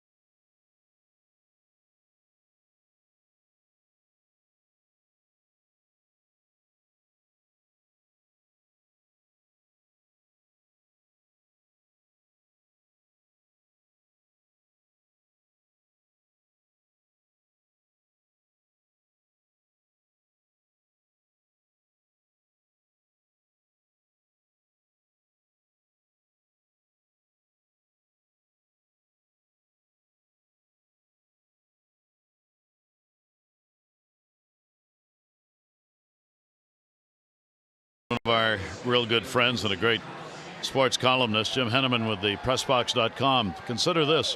If the Orioles are really serious about making a splash with this reboot, they have to be willing to put young right-handers Kevin Gausman and Dylan Bundy into the discussion. The thought of trading somebody from the top of the rotation might sound ludicrous, but it will be necessary if the Orioles intend to make more than cosmetic changes. Interesting. Jim's been around it a long time, gone through a lot of these build, reboots, team wins, torn apart, rebuild. It's an interesting concept and not one that's been mentioned, I don't think, before. Yeah. Well, I think the thinking is right now, the Orioles finally have a rotation, right? They lock Cashner up. They got Cobb here. Got control of Bundy and Gausman. Now it's just a matter of building the pieces around them. And I think for years they've been looking to have a legit rotation. And I think they finally have the young guns and then a couple veteran guys mixed in there. So I don't know. It's just tough trading pitching. You know, I mean, pitching is the name of the game. And have you gotten enough out of Cobb and Cashner to believe that's going to be the heart of your rotation? Okay, so you're going to trade Bundy and Gausman and have Cashner and Cobb here? No. No. Right. the whole thing gets redone. Yeah. And that's tough, and that's rebuilding, and that's what fans have to either go with or not if you're really going to rebuild a team. But you may be right. I mean, maybe this is the 5 that gets the job done, and you do build around them. I mean, those are the decisions made in the front office and by ownership, and they are not easy. Yeah. As all fans know, especially when you're talking pitching. Yeah, for sure. And when you talk about, a rebuild, obviously the concern right now are the free agents that we're showing right here. Adam Jones and Manny Machado, and of course Britton and Brock. But what about the other pieces that the Orioles already locked into? I mean, Chris Davis, got Trumbo another year, Cashner, Cobb. So there are veteran pieces in place, and if those numbers got back to, stable, and I think you could add some pieces that in turn might change this team around. I mean, coming into spring training when you got all the arms, and all of a sudden it just seemed like the attitude changed, right? I mean, from a fan standpoint, I said, all right, the Orioles are going to be contenders because they pulled some magic off, and since Buck Showalter and Dan Duquette have been here into the postseason a few years. So why wouldn't this team that's had this kind of experience, and of course the growth of Mancini and Scope, be right back there again? So you think about the guys that are having the down years. Mancini, down year. Scope, a down year. Davis, a down year. And then you look what this team did over the weekend against one of the better teams in baseball. A little bit of offense, and the pitching they have, it could be a different story. Could be. So I don't know that this team is as far off as we think. Of course, in saying that, there's a lot of frustration that's been built up over the last 3 months. And the talk is, well, it's time to rebuild, reboot, as Henneman said. So, but it is going to be a drastic move. That'll go to Jonathan Scope, and he got it. Buck Showalter talked about it today. The numbers of people coming to the ballpark are down. When you're losing, they go down even further. And Buck said this. Certainly you notice it. You do, but it doesn't change the way you play or the way you go about it. You can change that. That's the way I look at it. I know what this place is like when it's full and we're playing well. I know what the streets are like driving home. So that's our responsibility. That's our responsibility, and mine especially. Ball popped up first base side off the bat of Healy, and no play. Sports Illustrated, really interesting article that the commissioner is worried. As Manfred notes, this is SI, total attendance is down nearly 10% from last season. And the article said the answer is easily visible in the standings. 16 teams are currently below 500. 6 are on a pace to lose 100 or more games. For the great majority of these teams, the season is already over. Manfred and the MLB can only blame themselves for being in this situation. The league has allowed its teams to tank with abandon. That from Sports Illustrated. And it is of concern. I mean, everywhere we go, the numbers are down. There's a real good crowd here tonight. And one of the things teams are doing is what the Orioles did tonight. You have a special event. You've got midway to Christmas. You'd make it an event to come to the ballpark, see the game, have something else to go with it. Fireworks, music, whatever. Ground ball down to third base. Beckham is up with it. Healy is retired. And this tight ball game continues as these two pitchers have really settled in. You like to see it. I mean, like to see actually Cashner make the adjustment, get right back into the zone, and now just starting to get out after out. Keeping his defense busy, and the confidence growing. Cashner with the 4 walks, 3 strikeouts. And all of that has given way over the last 3 innings to outs by his defense behind him. He walked the 4th batter in the 3rd inning. Caleb Joseph getting a little timeout behind the plate. Span will stand in. Base hit, run scored, and he is struck out. Mariners loaded the bases, 2nd inning, 2 down. And D. Gordon, their leadoff batter, delivered the 2 RBI single. Orioles have the home run by Jonathan Scope. Started to go, hangs off a pitch up high. Well, and I think now that the Orioles starting to pop the ball a little bit, I mean, there's that hope. And I know you talked about this Mariners team, being so successful in those 1-run games. Well, it's a team that really doesn't give up. They push right till the end. They're tough down the stretch. This Orioles team's used to be the same way. It wasn't that long ago we were saying, yeah, this team just keeps fighting in the end. Well, it was because they were hitting home runs. Their offense was kind of clicking. So there was always that hope. You get a guy on base and boom, you pop one out. Well, it's still there. It really is. I mean, every one of these guys still has the ability to get their home run numbers right back up. I mean, it's an odd game. It's a streaky game, though. And every one of these guys can get on a roll and just start popping balls out of the park. Look what Trumbo's done here recently. Orioles are 8th in the league.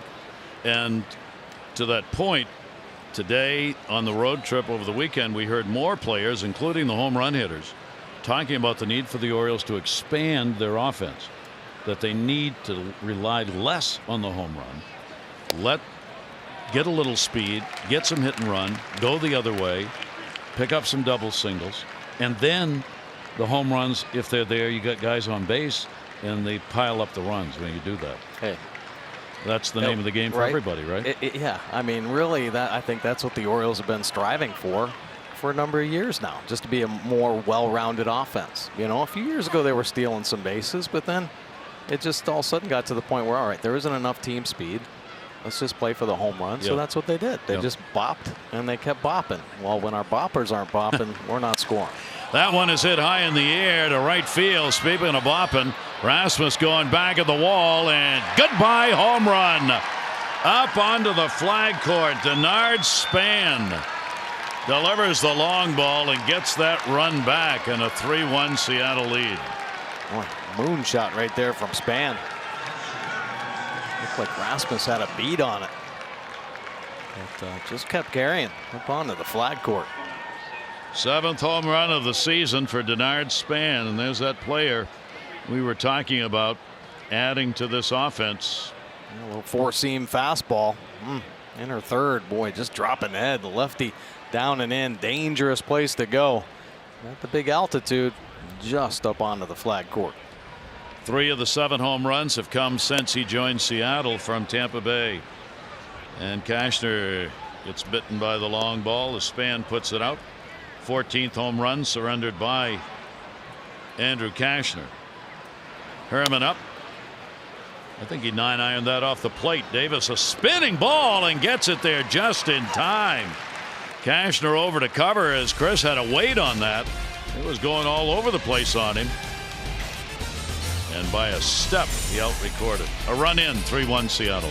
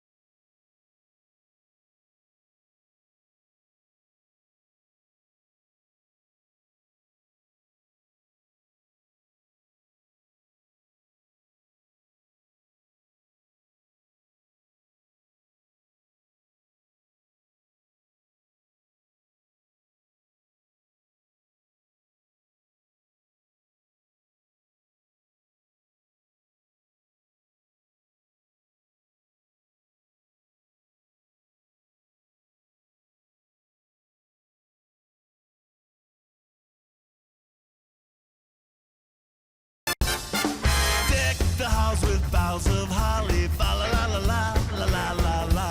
'Tis the season to be jolly, fa la la la la la la la la. Wrap the gifts, load up the car, fa la la la la la la la la.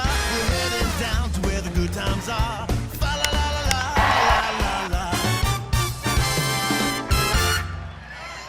la. Gotta save that one for Christmas here. Snow still coming down, but we're gonna play through it.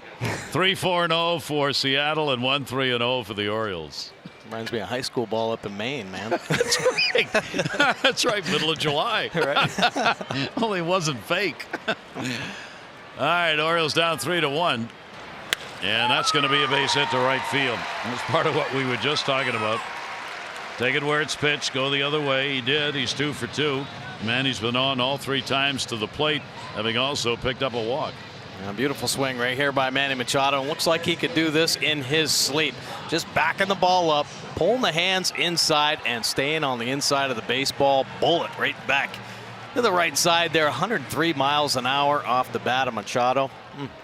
Beautiful swing there. So the Orioles get the leadoff man on, which brings the potential tying run to the plate. With the bat of Mark Trumbo. A base hit, and he is struck out. Now has a 9-game hit streak going for the Oriole DH, with a single that he picked up in the 4th inning. Orioles have left 4 on base, but only 1 in scoring position. Seattle left the bases loaded in the 2nd inning when they did score their 2 runs. Miguel Castro getting ready in the Oriole bullpen. Felix Hernandez, the 1-0 delivery. Strike on the inside corner to Trumbo, who raises his head in questionable look to the unplayed umpire. Yeah, I think he didn't like the. It was probably inside, but I'll tell you one thing: Machado got a pitch that was belt high. That pitch was a little bit up for a changeup, so maybe some fatigue settling in. Mistake could be coming. Ooh! Head high, turned the right way, and got out of the way of it. Well, that one, he just lost the grip. I don't even know what he was trying to throw right there, but did not come out of his hand very well at all. Good play by the catcher there to run that one down. Herman had a reach inside, almost underneath the chin of Trumbo. 2-1 delivery on the way to him, and that's going to miss down low. So Felix Hernandez goes 3-1. He has walked a couple, struck out 4 in the ball game. He's gone over 100 pitches numerous times in the games that he started this year, so that's not that he's been limited by a pitch count in any way. Generally well over 90 in all the games. 3 ball, 1 strike count. Trumbo will take it, and the Orioles have it going. First 2 on here in the 6th inning. The Orioles are going to host the Rangers Friday, July 13th through Sunday, July 15th. On Saturday the 14th, it's Celebrate Maryland Day here at the ballpark. First 35,000 fans 15 and over receive an Orioles Maryland flag script replica jersey presented by Morgan State University. For tickets, go to Orioles.com. Now Stottlemyre Jr. is going to go out and have a word with his pitcher. While he's doing that, Chris Davis coming up with 2 on. Chris talked about how he feels getting back into the lineup after 8 days of work out of the lineup. I feel like a completely different player, and I hope, that showed the last couple of games. But I understand their frustration. I know exactly what I'm capable of and what I've done in the past, and I know that the standard is high and that I haven't been playing that well. So I definitely understand their frustration, but at some point in time, I feel like, at least for me, I've got to move on, and move forward and continue to try to find a way to still have an impact on this season. Well, talk about impact. There it was. He got impacted. He hit him on the first pitch, and now the bases are loaded. Wow. Base hit, walk, and then hit by a pitch. And the Orioles threatening right now. That is the 9th hit batter by Felix Hernandez this year. So the Orioles down by 2. Have a chance for a big inning here in the 6th. Trey Mancini coming up. He is struck out and grounded out. Bases loaded. Nobody out. Infield will play for 2. See if the Orioles can take advantage of it. And a step off as catcher Herman wanted him. Wanted Hernandez to back off. Machado, Trumbo, and Davis.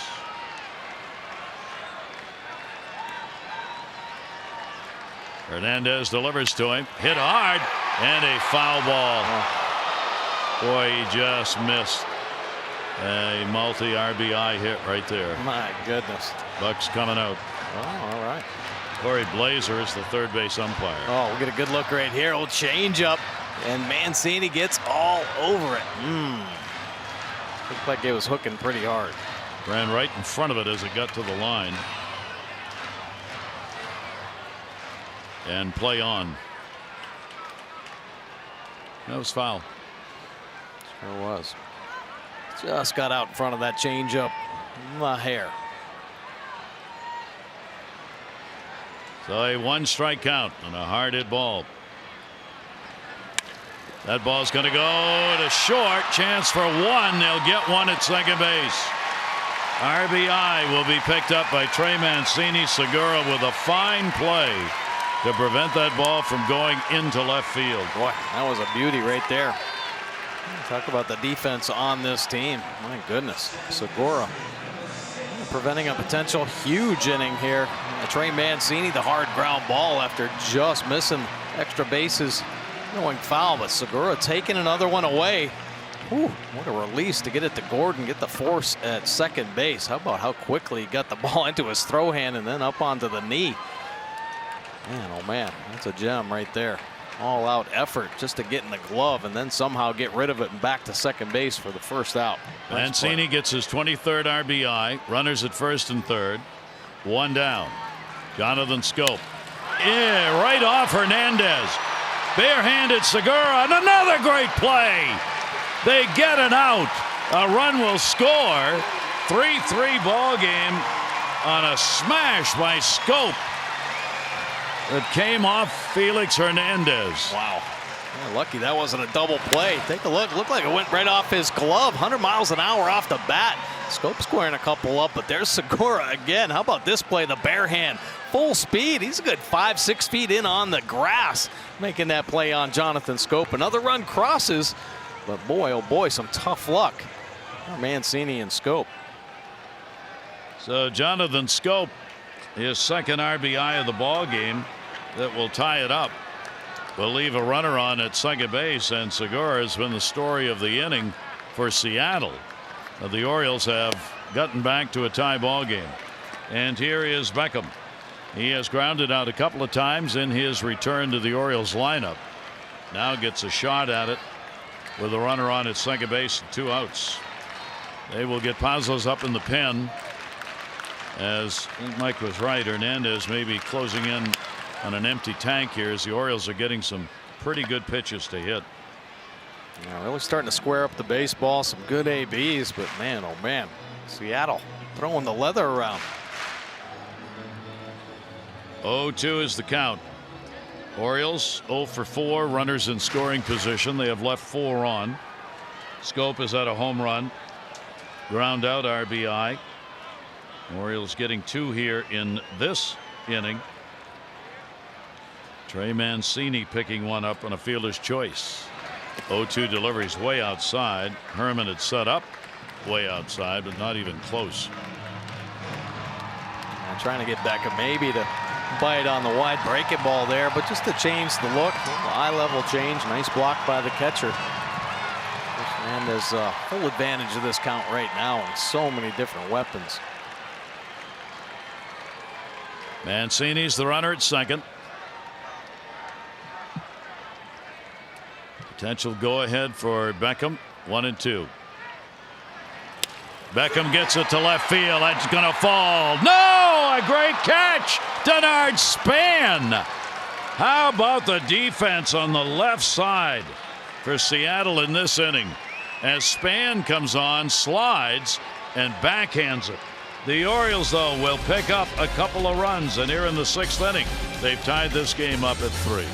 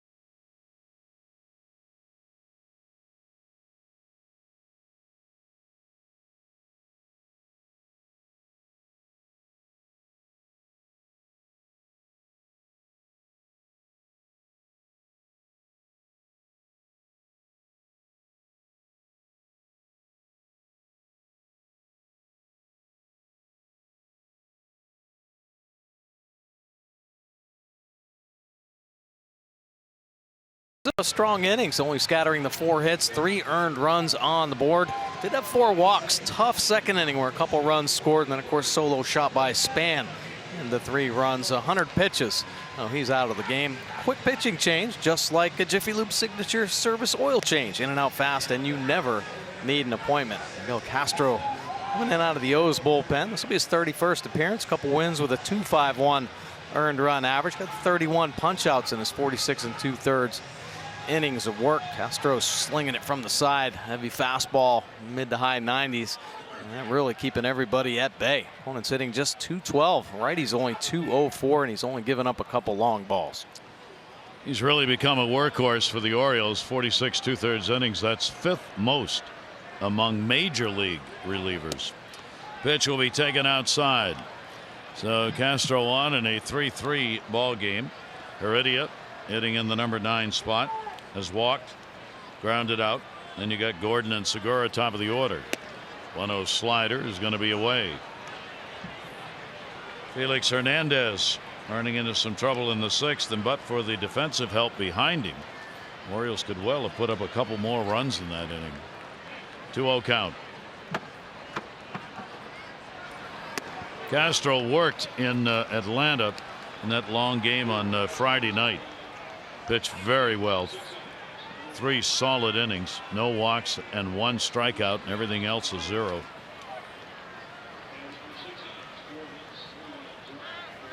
(3-0) taken for a strike inside corner. Heredia wanted to go to first base. Yeah, borderline pitch. Really could have gone either way. Helping Castro out, get right back in there. 3-1 delivery on the way. Heredia will take that one, and he does get the walk and that ever unpopular leadoff walk. How about the close and late situations here in Seattle really coming through in the end? I mean, it's pretty impressive here. We talked about 23 one-run game wins they've had. Well, this is a huge reason why. The numbers tell you. 262 batting average. Got that 343 on base. How about the home runs? Tied for first with 18 home runs. 7th inning or later. You kidding me? And it's just these type of ball games. Tied or head by a run. And the Mariners, boy, they just keep fighting till the bitter end. There's a great drag bunt. Castro right into the runner and doesn't get him. That is a perfect drag bunt. We've talked about it so often this year about not seeing it. Yeah, well placed. Obviously some touch here. He's learned how to bunt, some great speed.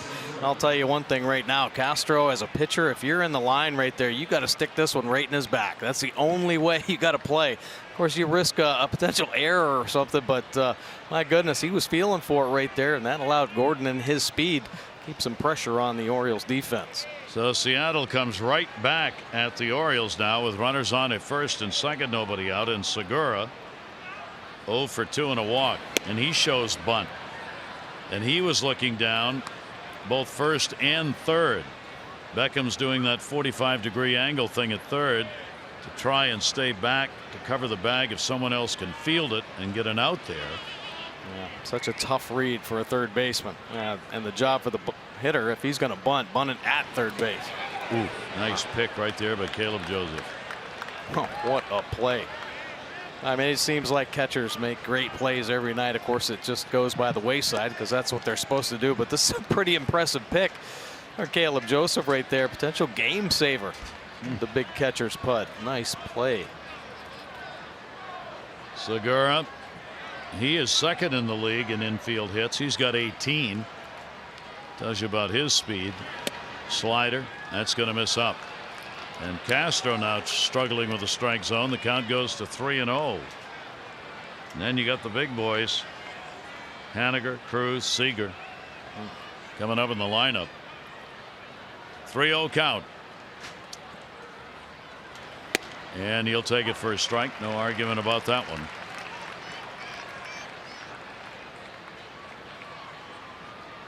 Three ball, 1 strike count. Segura, 2 on. We're in the 7th. Orioles getting their 2 runs in the bottom of the 6th to tie the ball game up, and Seattle trying to come right back and get the lead back. 3-1 pitch to him, and they're loaded. So they've drawn 6 walks. This will be the first thing mentioned by Buck Showalter after the game, whether the Orioles win or lose.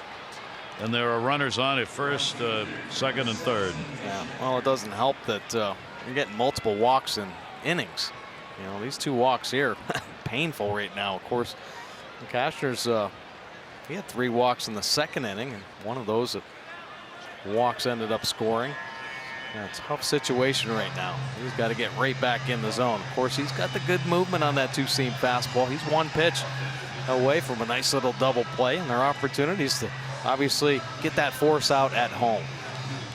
So we'll see how the Orioles defense this here in the 7th inning. Castro, the first 3 on against him, coming on for Cashner. 21,202 tonight. 21,202. Nice crowd on a Monday night game, celebrating the ball game and halfway to Christmas night. Well, obviously, huge moment right here. Standing in, Haniger, base hit, popped out, grounded out, their number 3 hitter. Ooh, another one. That bounced away and the run will score.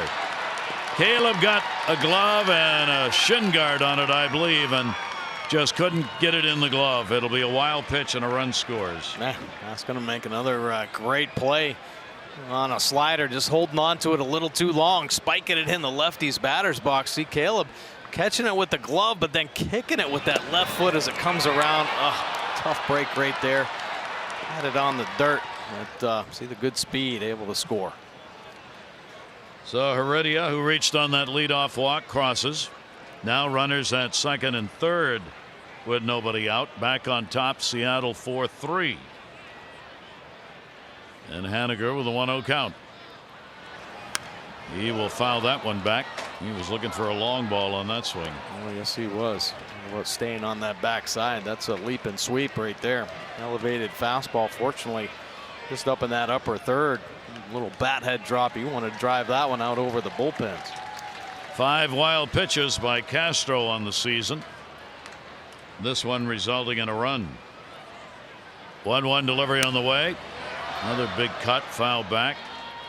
Generally, you get 1 good pitch to drive if you're lucky in an at-bat as a hitter. He's just had 2. Yeah, he's had 2. Yeah, up above the belt. My goodness, some healthy cuts right there. See Tanner Scott getting loose now in the O's pen. Leads the ball club in game-winning RBIs, Haniger does. 1-2 delivery on the way, and he started and stopped. Eric Cooper down at first base. 2-ball, 2-strike count. Now better pitch. And with that slider, well, he didn't spike it over there. Yeah, kept it down and away. Right where you want to put it. Take a look at the swing, though. Could have gone either way. Definitely had him off balance and out front. 2-2 delivery, and it did have him out in front on the 85, but he's able to foul the pitch off. Haniger came up through the minor leagues of the Arizona Diamondbacks. In fact, he was their Diamondbacks minor league player of the year in 2016 and came over to Seattle last year where he hit 282. 2-2 delivery on the way. In the air, center field. It'll get a run in. Adam Jones the catch. Both runners tagging. Throw is coming to third base. Won't be in time. So Haniger gets it done. Productive at bat. RBI, sac fly. D. Gordon scores, and it's a 5-3 Seattle lead. Now take a look. He got the elevated breaking ball top of the zone and stayed to the big part of the field. Gordon, obviously, that great speed. The score easily. Adam Jones taking the shot at third base, but pretty good speed right there as well. Segura moves up. Now the intentional pass will be surrendered to Nelson Cruz. That'll put runners on at first and third, and Buck Showalter will come out to make a pitching change. So Castro, not the usual successful night that we have seen. Bring the left-hander on to face the left-hander Seager with runners on at first and third. A couple of runs in here in the 7th inning. 5-3 Seattle.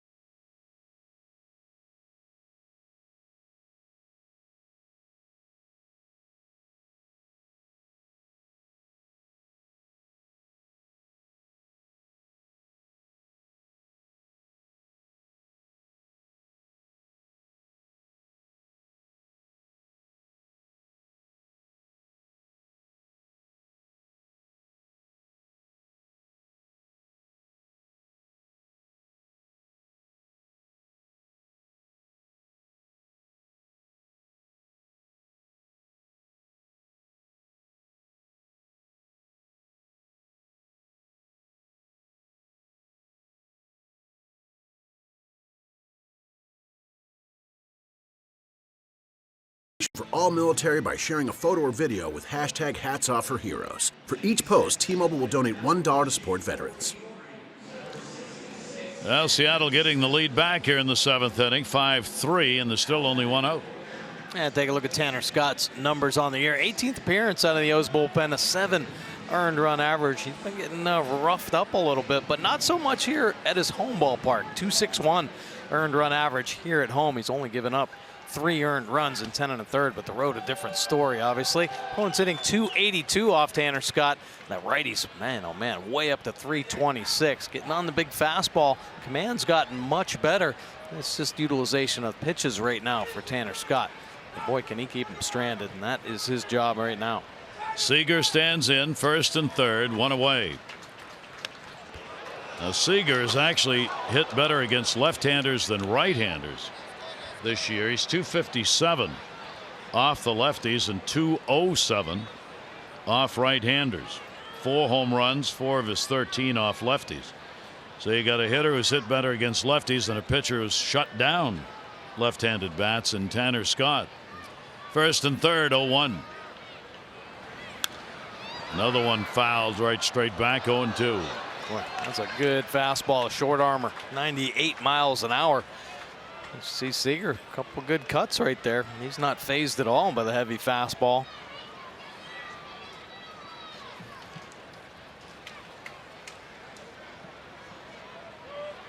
Short lead at first base for Cruz.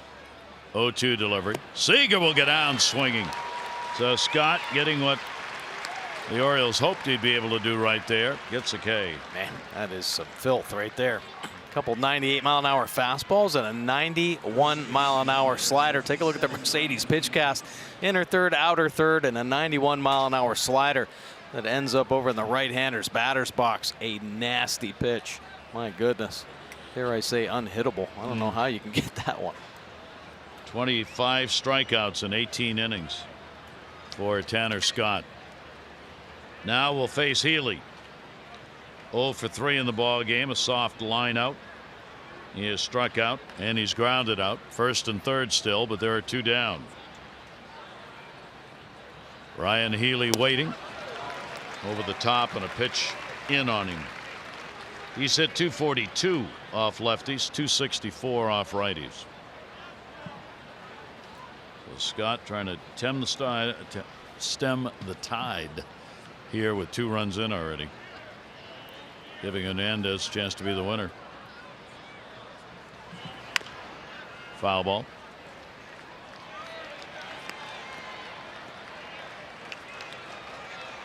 So Scott gets up on him, 0-2, throwing strikes. 6 walks surrendered by the Oriole pitcher so far. A couple have scored. 2 are on base here.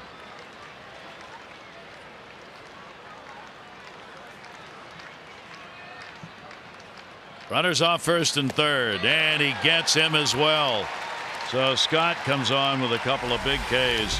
7th inning stretch time. Seattle up. Ram due-ups. Joseph Rasmussen Jones.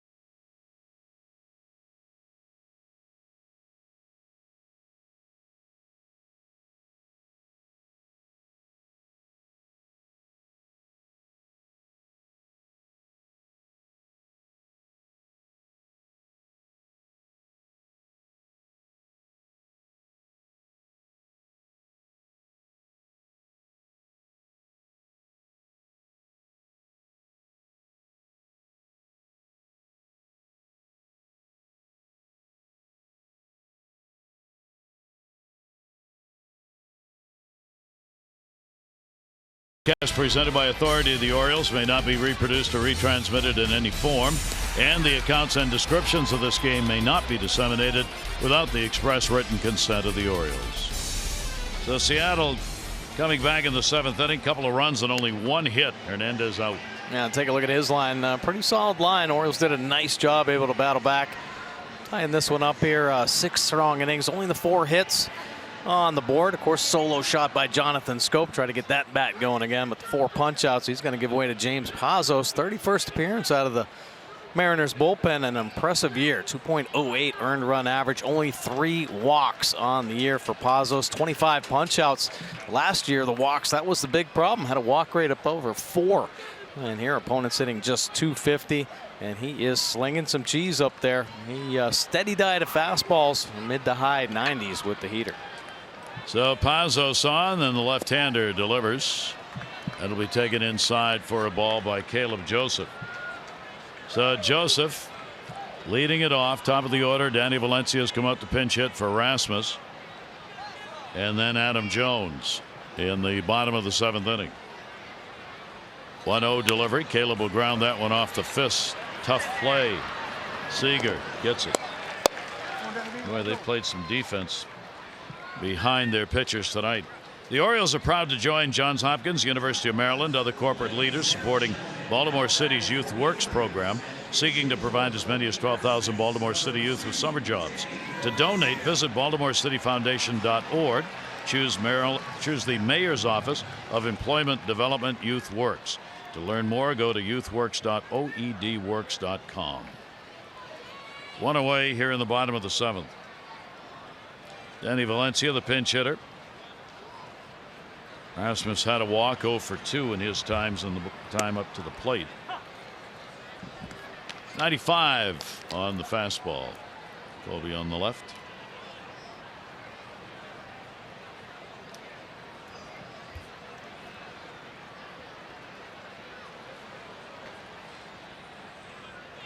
And we talk about with Beckham now back in the lineup. This potentially could be Valencia's role, and it's really what it was supposed to be coming out of spring training. Power against the left-handed pitchers. Of course, historically, he's been very solid throughout his career. Nicasio out in the Mariners bullpen. Casio's been struggling of late. 1 ball, 1 strike count. Pazos delivery popped up in the air, first base side. Healy. And he will not have a play. Pazos was a big part of this bullpen last season. He came on as one of the workhorses for the ball club, and successfully so. He went 4-5, 3.86 ERA, 59 relief appearances. He's out of the University of San Diego. Acquired from the Yankees for Zach Littell back in 2016. 1 ball, 2 strike count. Bases are clear with 1 away. The other way, stopped. Healy, he'll go to the bag himself. Man. Tried to shoot it through the other side with a shift on. One infielder over there, and he hit a bullet. I mean, this is a great piece of hitting, backing up the fastball, trying to shoot it the other way, staying inside, but gets taken away from Healy at first base. Look at Valencia. I mean, there was some purpose on that swing, and a little bit frustrating. And all of a sudden ends up in the leather. Great swing, but a better play.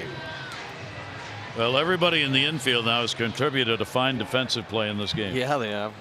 Man. Tough plays. Here's Adam, 2 down, nobody on. Adam is 0 for 3 in the ball game. Couple of ground ball outs and a fly ball out. Takes a shot against the left-handers, against whom he has done very well. Started out slow against lefties, but has really picked that pace up. Manny Machado waiting on deck. Bunted, popped up, pitcher, got it. Pazos gets the out. 7 pitches, and the Orioles are retired in order. We go to the 8th inning. Seattle's on top, 5-3.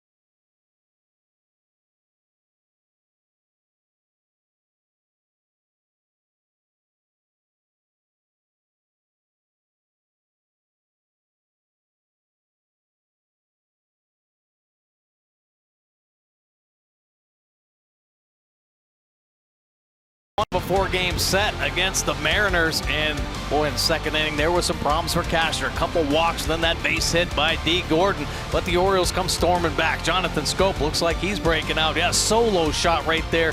Mancini, some tough luck, but a run crosses. How about Segura? And the Mariners throwing some leather here. A bullet off Hernandez's glove, and there he is again. But another run comes across the plate. The Mariners not giving up. Castro some control problems. Caleb's made a couple nice blocks, but can't handle that one. Another run crosses. Geico, 15 minutes could save you 15% or more on car insurance. Visit geico.com to see how much you could save. Danny Valencia stays in the ball game in right field. Hit for Rasmus and takes over defensively for Rasmus. And Buck Showalter was talking about that today. When asked, all right, how are you going to play Valencia? The first thing he mentioned was, you know, he can also play the outfield. So here he is in the outfield. There you go. Yeah, he's a pretty versatile player. We talk about him obviously playing third base. I mean, I think he's more comfortable right there. But he slid in out of necessity, and his bat kind of kept him in the lineup at third base. But yeah, he's played some outfield before, and just to keep that bat in there and the success he's been having, you want it to stay pretty hot because he has been swinging it well. A 1-2 count. Tanner Scott on, 2 strikeouts in the 7th inning to end it. Facing Denard Span. Span picking up the home run, 6th inning. Home run number 7 came with 2 down, solo shot. He's hit 300 against left-handers this year. 1-2 delivery to him. Span to first. Davis gets the big hop. Pitcher covering and seeing the speed. He hustles it over there to get the out. Orioles baseball on Masson is brought to you by Ocean City. There's no end to the fun you'll have in Ocean City. Plan your trip today at OCOcean.com. And by Chesapeake Employers Insurance, Maryland's largest writer of workers' compensation insurance. One down here in the 8th inning. Colomé came over with Span. We talked about the Tampa Bay deal. 1 down. Tanner Scott's delivery will be taken away. Herman has walked and scored. He has flied out and grounded out. We're in the 8th inning. First game of 4 against Seattle. Starting 4.5 behind in their division. Tomorrow we'll be right back at you. 6:30 O's Extra, 7 o'clock on Masson. Kevin Gosman, 3-6 on the year, and James Paxton, who is 6-2, yet another left-hander. Next 2 games, Paxton and LeBlanc are scheduled to go, both lefties. 1-1 delivery, good pitch that had him untimed on that one, 1-2. Well, Tanner Scott has always had the big fastball, and harnessing command one issue, but the command of the slider was the pitch that kept him out of the big leagues. Well, he's got that command back, and we've seen some nasty ones tonight. The 1-2 delivery, did it go? No. So a 2-ball, 2-strike count. Orioles came back to get this ball game tied up, but it didn't last but a half an inning. As the Orioles got 2 runs in the 6th to tie it at 3. 2 runs in the 7th for Seattle. Close but not quite. Down and away, and a 3-ball, 2-strike count. Heredia, 9-hitter, waiting on deck. Nice little group down and away going right now. So another fastball, even a slider out there, I would think, on the outer third would be enough to get this lefty fishing. And way outside will walk him. 7th walk. Oriole pitchers have surrendered in the ball game. This one comes with 1 down. Well, enhance your next game day experience with MLB ballpark apps. You can access and manage your tickets, enjoy check-in offers, exclusive content, and much more. Download the MLB ballpark app today. Mr. Palmer with a gorgeous scarf and hat on here on halfway to Christmas. Perfect. Runner at first and 1 out. That's going to be a base hit into right field. Heredia going the other way on a slash. Heading to third, Herman. Throw will come into the cutoff man to hold the runner at first. And they cover the corners with 1 down. Heredia's been on 3 times, 2 walks and a single. Yeah, pretty impressive swing right there. Good fastball, but we've seen a few hitters now just staying inside the baseball. It looked like he was targeting that hole. Pretty good at bat by Herman, and that opens up a hole. And he shoots it that way. Good piece of hitting. Seen a couple of these Seattle hitters, Mike, the old-fashioned way, going the other way, picking up their back foot and hitting off their front leg. Right. Don't see that very often. You know, it's funny, but Edgar Martinez actually used to hit that Exactly. way. Yes. That's exactly what I was thinking. Yeah. Edgar's their hitting coach, and these guys are doing that. Yeah. Infield is in. One down. D. Gordon, roller, foul. Now, I don't know if you could really teach that stuff. I think so many hitters have their own techniques, but I think a lot of times when hitters target the other way, they really get a lot of weight on that front side, so they really force the issue to stay inside the baseball, so the backside ends up coming off. But Edgar Martinez, for as good as he was at staying behind the baseball, he kind of went out and got it a little bit. I mean, it's when he ultimately pulled the trigger to swing, he was behind the baseball, but yeah, his back foot did come off, and he stayed inside just about everything. Good pitch right there, and a 0-2 count. So Tanner Scott dealing with the situation in the 8th. Runners first and third. There's Edgar right there. One of the game's great hitters, one of the great DH hitters of all time. 0-2 count, infield in. Scott's delivery. Slice the other way and foul. I would think, I'll have to ask Edgar tomorrow. I would think it would be easier for him to teach some of these Seattle players how to hit as he did, because they're slash hitters. Yeah. You got some guys on this team who aren't going to hit home runs, and they know it. So we're looking at the bottom here. Herman, the catcher. Heredia, who we just saw tonight. D. Gordon. Yeah. Well, I mean, and even home run hitter. It's just a great, well-rounded hitting approach. It doesn't mean you have to force balls over to the right side. He didn't stay inside everything. There's a big swing and a foul tip. Caleb Joseph tying into the home plate umpire, and Buck Showalter's coming out. I don't think they thought he hit it. A breaking ball that it spiked down in the dirt, and Gordon. I don't think Gordon thought he hit it either. He started walking away. Heck no. Heck no.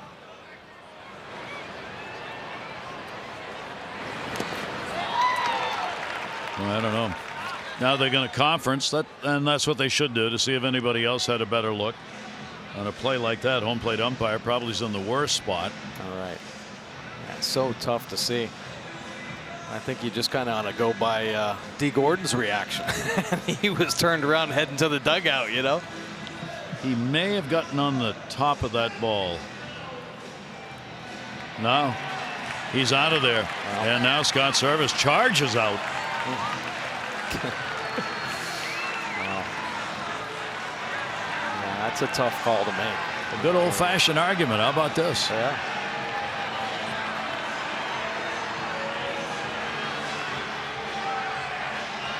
Yeah, just arguing about how you can possibly see that, right?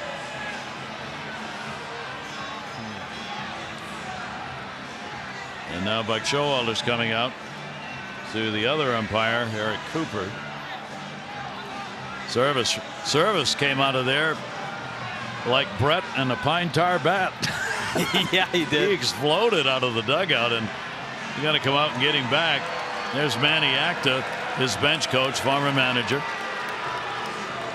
So he'll get his manager, Scott Service, back in, and Buck Showalter is going to make a pitching change. So the strikeout recorded on Gordon, that's the second out. It leaves runners on at first and third. And when we come back, Orioles will be looking to find a final out here in the 8th and leave these stranded.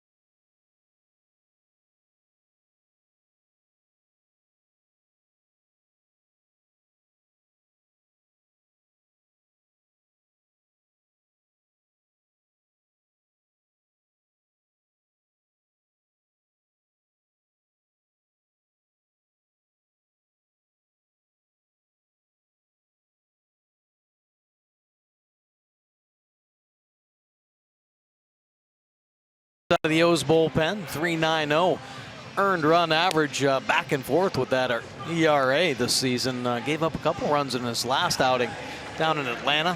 He has 10 saves on the year, 33 punch outs for Brad Brach on the year. Opponent's hitting 288. Righties at 274, lefties up a notch, 308. So the two base runners, the responsibility of Tanner Scott. Saw those inherited runners scored. Only 2 out of 12, and those 2 came in the last outing against Atlanta for Brad Brach. Pitch on the way is a called strike to Segura. Their number 2 hitter, the shortstop, 2 walks, 0 for 2 officially at the plate.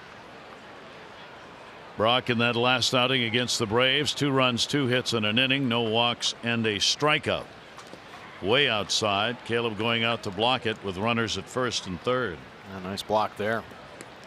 Segura has faced Brad Brach before. He is 1 for 4 against him. Segura in the number 2 spot. Brach wants to get this over right here. Not have to go to Haniger and Cruz in the middle of the order. 1 ball, 1 strike delivery on the way, and that's way outside. And the count will go to 2-1. Seattle getting a couple of runs, 7th inning on just 1 hit, and took the lead back. Scott Service still in the ball game thanks to Maniac. Here's the 2-1 pitch, and that's outside. So Brach falls behind 3-1.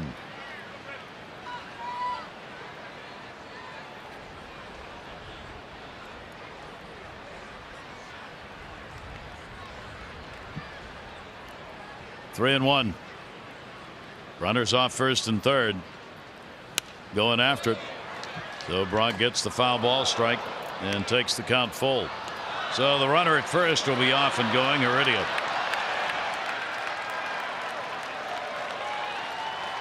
Oriole bullpen 3 deep. Aaron O'Day we haven't seen for a while. Full count. Runner goes. Ground ball. Chopper. Tough play. Gonna go to first, and Scope makes it. The big arm of Jonathan Scope, and they get Segura out of there, and they'll leave 2 on. No runs on 1 hit, no errors. 2 are left on base. Bottom of the 8th. Seattle up by 2.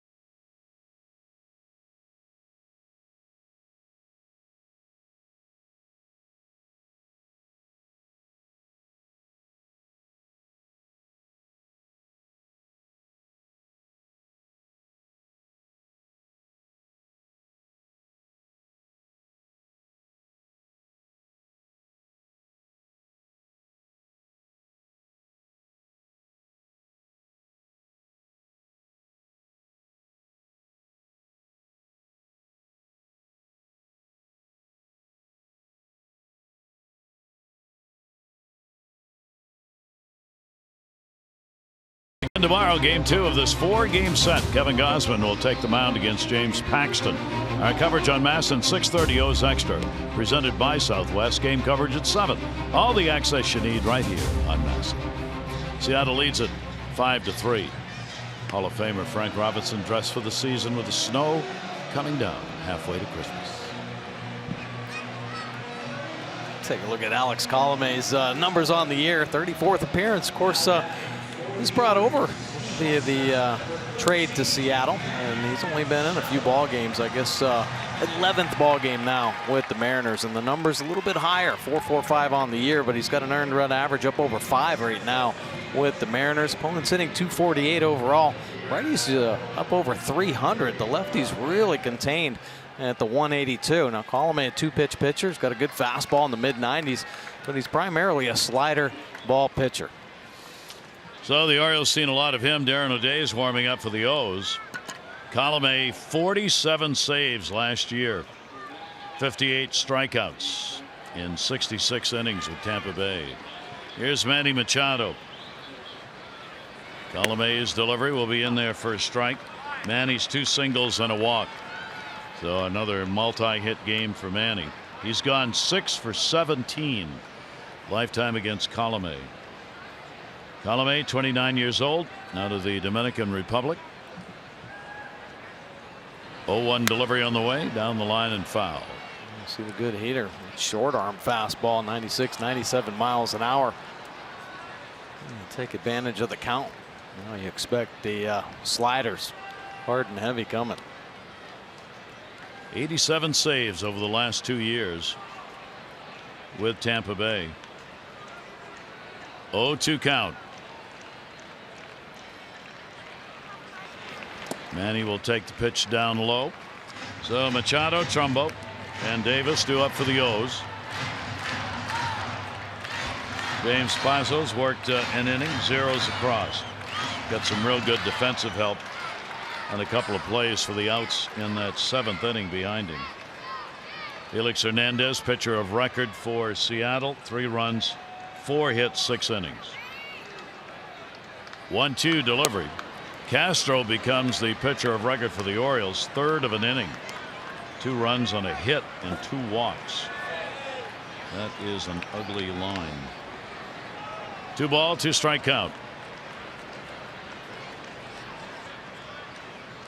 Orioles looking for the man come to the plate representing a potential tying run. Got to get somebody on to do it. 2-2. Manny will fight that one off as well. Colomé get some pretty good pitches with that fastball. Everything on the outside corner. And Manning seems to have that A swing going again. A couple base hits in this ball game with the base on balls, but you see the last couple fastballs right on the outside corner. Tough to barrel up. Colomé with that little hitch. 2-2. Stops it and gets the out and immediately says, I'm okay. So the out is recorded. Let's take a look at our notebook on this date in baseball history. 61. Orioles and Angels set a record using 16 pitchers, 8 by each side, and Ron Hansen's 14th inning home run gave Baltimore the 9-8 victory. That was at Wrigley Field where the Angels used to play. Ron was at the ballpark today here signing autographs. And in '99, Jesse Orosco set the major league record, most relief appearances for an O's reliever, surpassing that mark held by Kent DeCulvey. Summoned up to the bullpen 1,051 times for Jesse Orosco. Oh my goodness, yeah, I think there's a plaque out there for Jesse. Yeah, he could get it done, man. That guy, he might still be pitching somewhere. Exactly. Yeah. Here is Mike Trumbo. Trumbo will take the big cut on a slider down and away. Trumbo's gone 1 for 12 against Colomé, the 1 hit, a home run. Well, you mentioned Ron Hansen here on Mondays and Thursday home games. A lot of the players, former players, will go out on Utah Street and sign some autographs for the fans and have a good old time. Yeah, that's great. Part of the alumni effort by the Orioles, bringing players back. Fans get a chance to see them. Just happened to be on Ron Hansen Day that he had that day in history. Awesome. With a game winner. 1 ball, 1 strike count, 1 down. And you know that a lot of fans remember that. They probably mentioned it. Absolutely. Yep. 1-1 delivery on the way. Spiked that one down on the outside part of the plate. Trumbo puts the edge in the count at 2-1. For Mark, 15 career home runs against Seattle, a .261 average against them. Orioles So far held to the 3 runs up on the board. 2-1 delivery. Another hard slider down and away, misses by a lot. Count will go to 3-1. Orioles have had 3 walks in the ball game. Hernandez surrendered those free passes. Trumbo got one of those in the 6th inning and scored. Here's the 3-1, and he'll get it there at the knees for a strike. Tough to get to that fastball. Definitely aware of the power here. Trumbo obviously heating up. Manny Machado, so everything staying on that outside corner, outer third and beyond. So the full count pitch.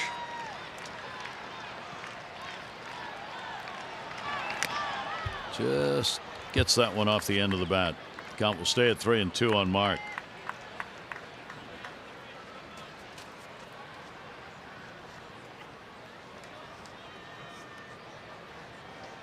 Roger and Brad Brock having a little discussion how they're going to attack certain hitters, or maybe even Roger saw something mechanically there. Just get him back on track and driving towards the glove. 3-2 delivery again and again. Foul back. The Seattle with Colomé picked up have 2 guys with a number of saves already.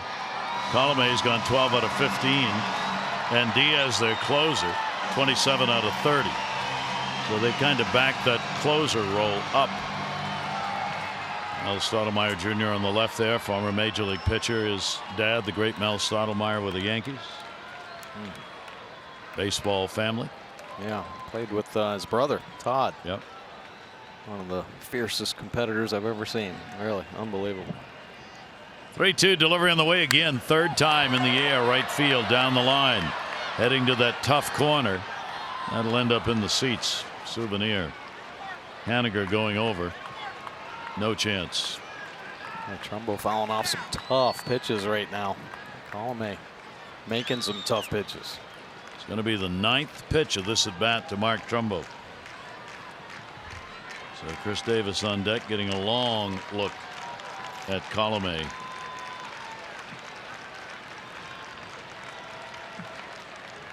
Trumbo will stand out, and for the 4th time we'll see a pitch on a 3-2 count. And the battle won by Colomé. A little slider right there, 91 miles an hour. Maybe just the cutter. It's getting on the side of the baseball a little bit. Not 96, 97 mile an hour fastball. We're using it like the changeup. You see the spin, you can see the dot in the middle. And that's the slider spin. Just enough movement to keep it off the barrel of Trumbo. Colomé records the strikeout for the 2nd out of the inning. And here is Chris Davis. Hit by a pitch his last time up, and has struck out twice. Shift will be put on. 2 for 11 off Colomé.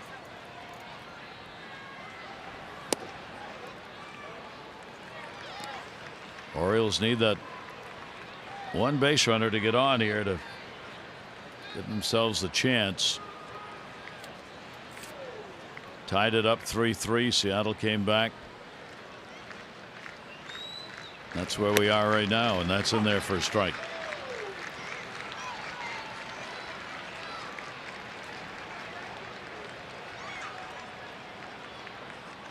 You saw the Mariners when they ended up putting the 2 across after the tie ball game. They of course had a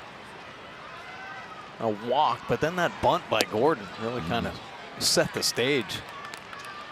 Looking for opportunities, try to put pressure on defense, find ways to get on base.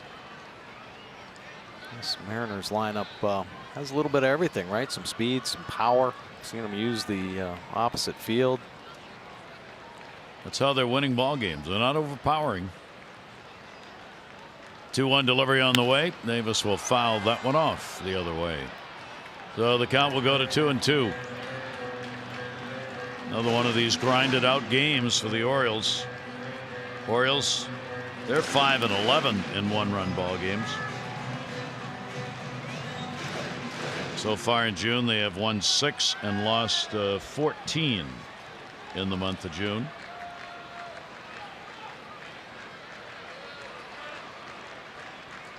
Two ball, 2 strike count. Colomé really having to work here, and Davis down and in. Play made on the throw by Herman. So retired in order here in the 8th. We go to the 9th inning. It is 5-3 Seattle.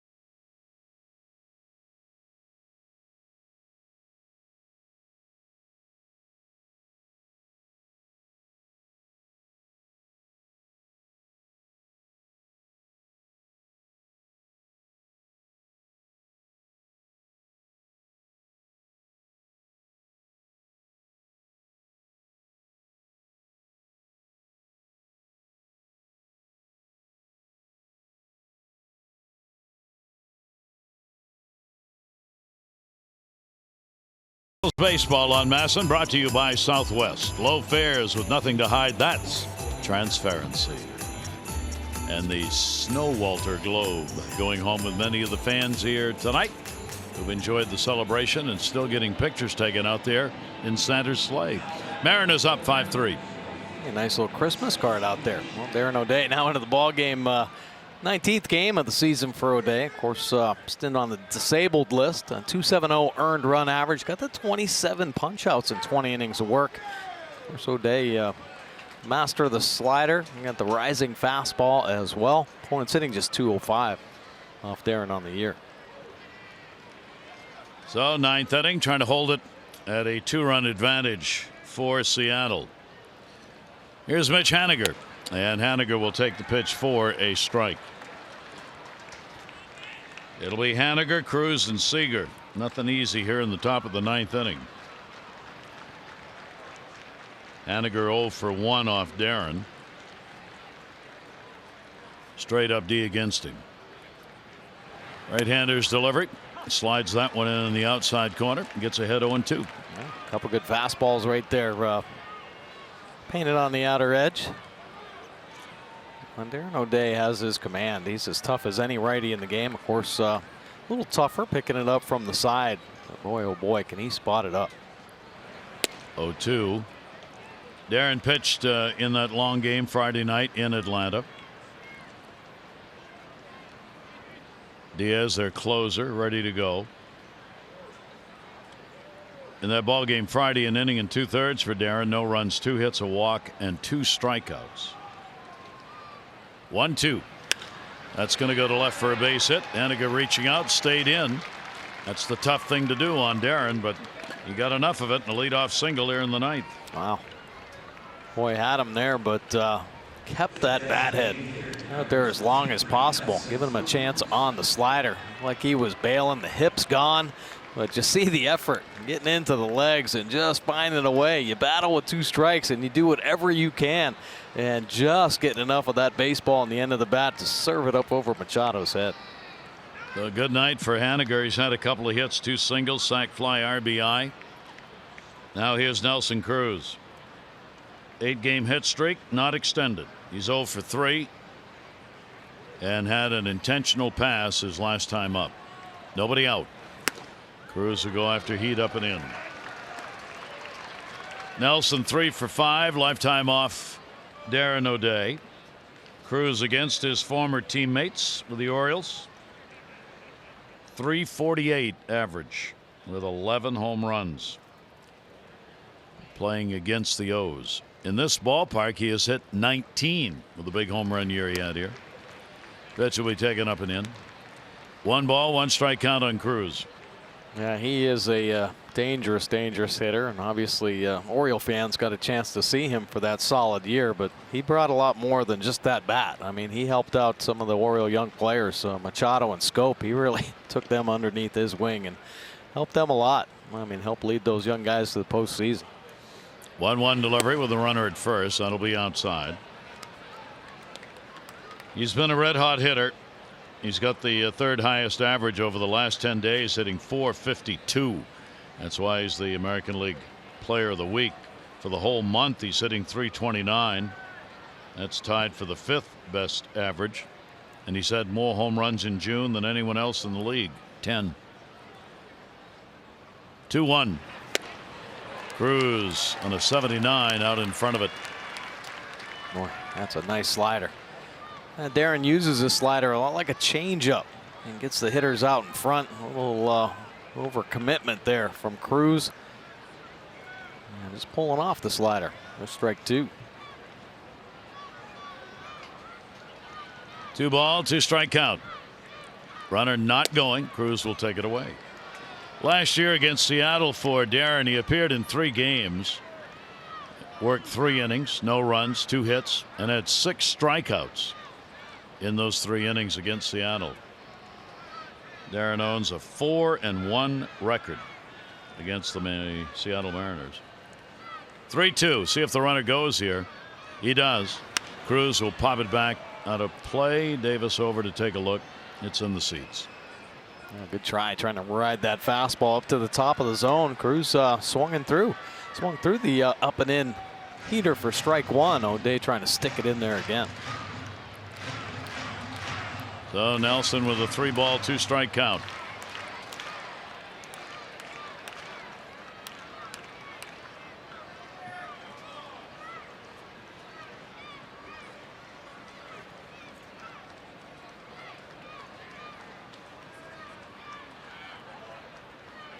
Runner takes off, big jump. Same thing. Foul back again. So pretty good at bat. The battle going on here. Exercise time for Haniger, who heads back to first base. Checking over at third with Scott Brocious to see if they want him running again. Looks like O'Day wants to get him at the top of the zone.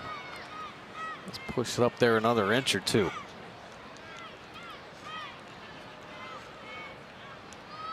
There's nobody out here. 3-2. Double play depth in the infield. There he goes.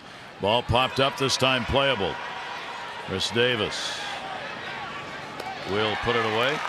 And that battle won by Darren O'Day. Haniger goes back to first base. Boy, impressive effort right there by O'Day. Get some quality pitches all the way through. And you got to do a lot to get that guy out. And O'Day talking to the home plate umpire. He's upset. And he's out of the game.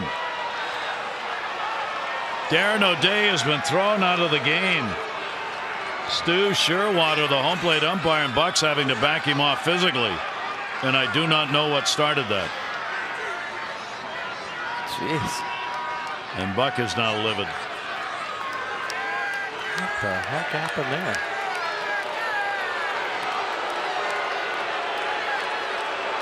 Oh, he called it a balk.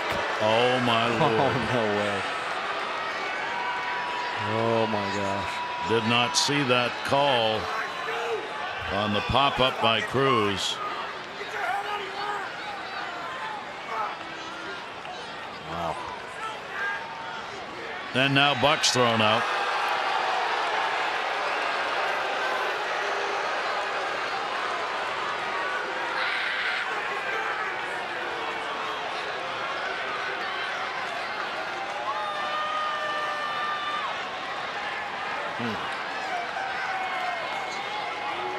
Look at O'Day himself into his delivery.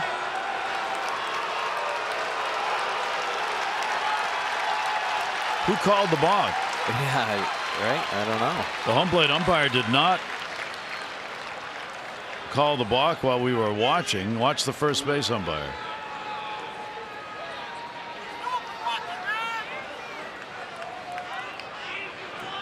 Wow. He Maybe didn't they call it. Call it.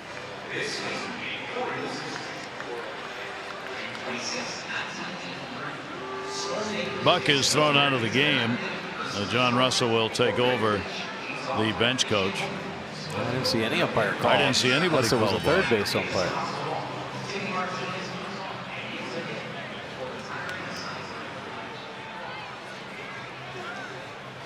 Cruz is still standing in the on-deck circle. Now what's he calling right there? This is after the ball has been caught. Yeah, he's saying you didn't stop. You didn't stop. Wow. Wow, is that a bad call? Oh, my goodness. Ay, ay, ay. Stu Shearwater. But jeepers, when did he call it? Well, he never really made the call. And I don't know why we call that a balk. Now, I mean, the play's made. I don't know. We'll have to get an answer on that after. Zach Britton is being brought into the game. That was interesting. Buck made the call to the bullpen even though he'd been thrown out of the game. But he went back into the dugout. Oh, goodness. So, Cruz has got to still be up.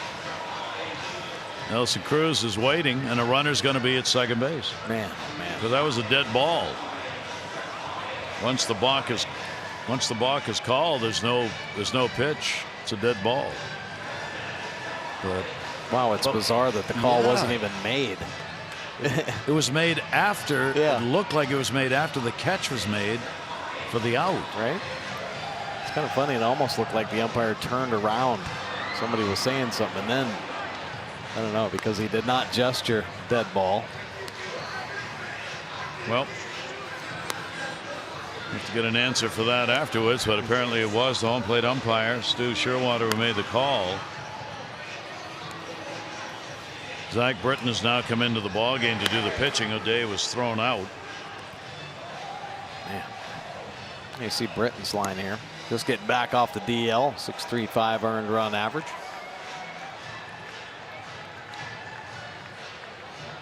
That's the first time Darren's been thrown out in his career. How about that? First time thrown out. 32nd time for Buck, and he hasn't left yet. Talking to John. I wonder how many balk calls Darren's had on him. Well, we'll find that out right away. Any in here. I mean, he always uses that. It's a 2 or 3 move set, Right. then stops. The umpires will answer that after the game. They'll meet with somebody in the press to explain why. Crew chief is taking a long look in at Buck. The second base umpire. Second base umpire Gary Cederstrom is the crew chief.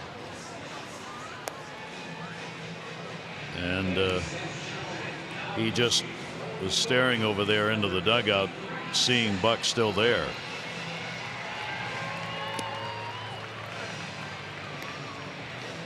Second career balk for Darren O'Day. First one in 2017.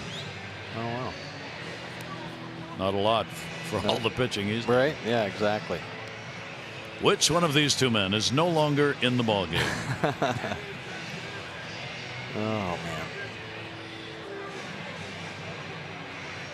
He's going to stay until Zach completes his warm-ups, I think.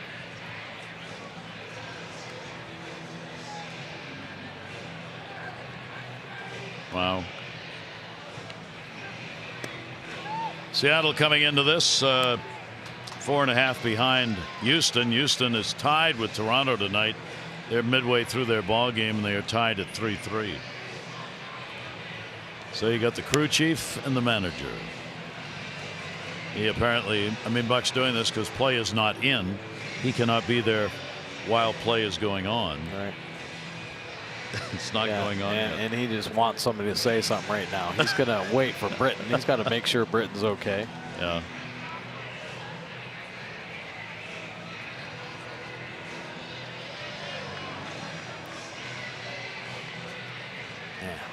Well, what we've got now, we're going to have a runner at second base. Haniger had the single. The block moves him down to second. Cruz will come back. There's still nobody out. And Cruz will pick the bat up, which means Britton, of course, has got to pick the count up, which is going to be 3-2. Cruz had been retired on the pop out, but for the balk. One more warm up toss is going to be allowed here. And Buck will make his way back. So John Russell will run the ball club here, the bench coach. And we will resume play. Trying to get Cruz out again. My goodness. Getting him once in an at-bat is enough. Yeah. You don't want to have to do it twice.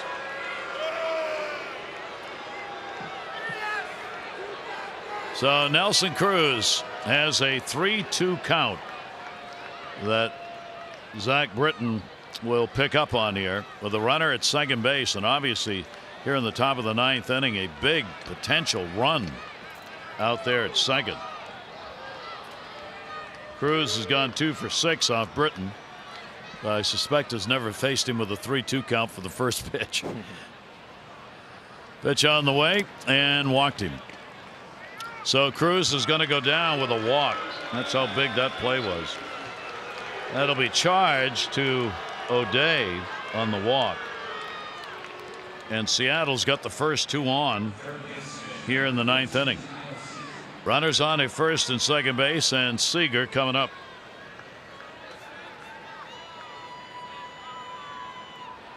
Seager's gone 3 for 10 off Britton, including a home run. Orioles have held him down tonight to a walk. 0 for 3 at the plate. 2 on, nobody out. And Britton's delivery will be taken outside for a ball. Well, you can kind of tell the emotions of a ball game, right? Darren O'Day working so hard to try to get an out. One of the best right-handed hitters in the game. And when he walked back and heard that call, well, he just blew up. I mean, man, oh man, everything right there on the edge. And he was making pitch after pitch. And that was a big win. And to have it all turned around, I can understand why O'Day kind of lost it a little. So Britton falls behind here. He pitched on Saturday, 1 inning, had 1 walk and 1 strikeout, getting his first save of the year. Ground ball knocked down by Scope. 1 will not get 2, but Scope saves a run for the moment. Another outstanding defensive play made right there. Yeah, beautiful play by Jonathan Scope. We have seen some leather being flashed tonight. Hard hit ball, and Jonathan Scope showing the range. And then the nice little spin around to get that force out and keep the double play in order. Manny, of course, with that cannon, there is never a double play that he doesn't think he can't turn. He cuts it loose, but Seager just getting by first. Well, and those are the instincts that make an outstanding player. That play, a lot of second basemen would have gone to first. Yeah, right. Not tried, because you just wouldn't be fast enough mentally to think you had a shot. But Jonathan knew immediately there was no hesitation. 1 down, runners on at first and third. Healy, infield double play depth. Counting on Zach to be able to get that splitter down there and get the ground ball. Yeah, absolutely. Well, that's what Zach Britton is made of, ground balls. I mean, he's up around 80% ground ball rate. You expect him to roll another one. The problem is Britton's sinker is so good, at times the ground ball never makes it to the infielder. Gets chopped out in front of the plate. 1 for 7, runners in scoring position tonight for Seattle. Bouncer, runners stay at first and third. Boy, tough chance right there by Caleb. That hurt He's Caleb. coming up a little lame. Let's take a look here. Ball kicks up and, man, gets him in the throat. Holy cow. Jeez. Well, this has been quite the inning. Bouncing right out in front and gets up underneath the mask. My gosh. Oh.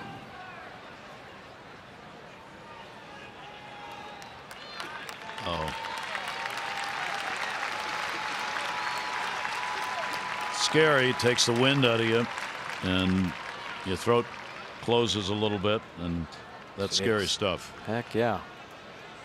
And he even has that Billy Goat mental tag hanging down. It's still got underneath there. There's no way catchers could wear enough equipment. No. No. So a 2-0 count, one down. First and third base runners. Britton's delivery outside. Orioles have walked 9 batters in this game. 9 walks. Season high is 10.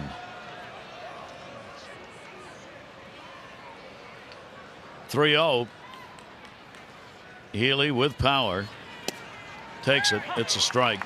May have been swinging, but that pitch is a pitcher's pitch. Yeah, boy, that's tough to get that green light on Britton because everything's moving so much anyway. And even the strike is a quality pitch. How about that one? Just painted down in that lower third. Healy facing Britton only once before, 0 for 1. 3 ball, 1 strike count on him. And Healy will take it, and that's going to be in there as well. 0 for 4 in the ball game tonight for Healy, who came in with a 3-game hit streak. Orioles have lived on the edge themselves in this game. We talked about those 9 walks. Only 2 of them have scored. Generally, you don't get away with that. Haniger, the lead runner. Seager on at first. Healy 3-2. See if the runner goes here with 1 away. Does not. Bases are loaded. So the Orioles have equaled their high in walks for the year, 10. And the sacks are full with 1 out. 2 walks by Britton. And Denard Span, who's been a problem all night. Base hit, run scored in the second, home run, 7th of the year in the 6th. He is 2 for 4 in the ball game.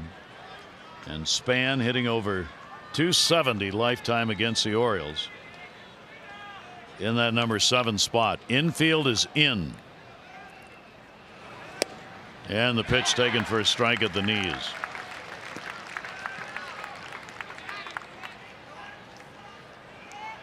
Two-run ball game. Seattle trying to make it more here in the 9th.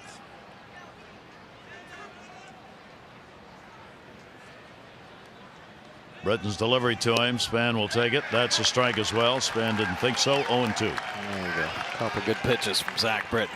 And even if they're swung at, probably on the ground, good movement down at the bottom of the zone. 0 for 4 lifetime off Britton. Seattle left the bases loaded in the 2nd inning when they did score a couple of runs. Loaded again here in the 9th. Span a chopper. Britton, Joseph. Double play. Outstanding work on the 1-2-3. Got the chopper they wanted. It keeps it a 2-run game. And with this play, the Orioles within shooting distance as we go to the bottom of the 9th.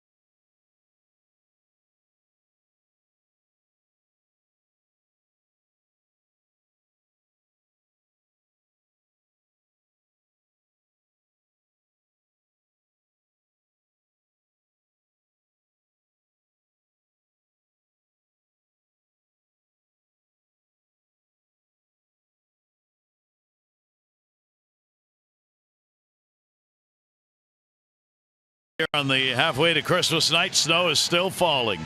Earl would be mighty proud, though, as he looks in of Buck getting thrown out of the ball game. Yeah. Earl would have gone, yes. Yeah, way to go, Buck. He should have kicked some dirt on his feet. All right, the Mariners lead at 5-3, and we go to the bottom of the ninth. Yeah, on to their closer, Diaz. Boy, what an arm he's got. Loose and live. 27 saves on the year. He's got a 2.77 earned run average, though, but 64 punch-outs in 39 innings. Yeah, he's got a big arm.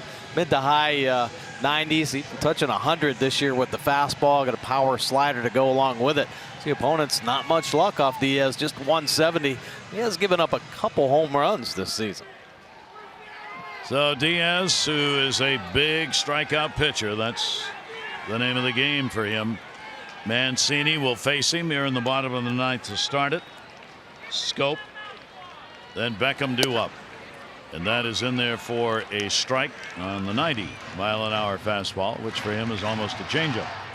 He has struck out 64 of 152 batters this year. That's 42% of batters faced.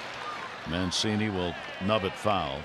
His 64 strikeouts are the most among American League relievers. Now think about that.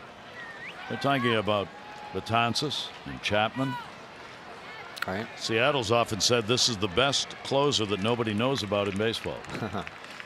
Doesn't get a lot of attention. Ooh, and that's why. Oh my. That is that's some live cheese right there. 97 just exploding up and in.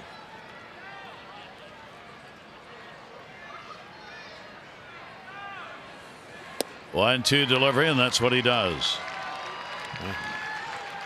He's got the big fastball you really have to respect, and then he drops some nasty sliders. How about all three of the location right here? Everything down and away, just where you want to put that breaking ball.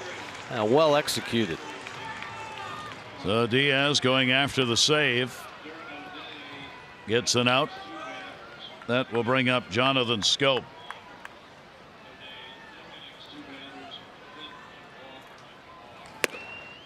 Pitch is there for a strike. Take a look at our fourth drive of the game. Yeah, Jonathan Scope getting on a changeup from King Felix. Yeah, solo shot for Scope, his 8th of the year.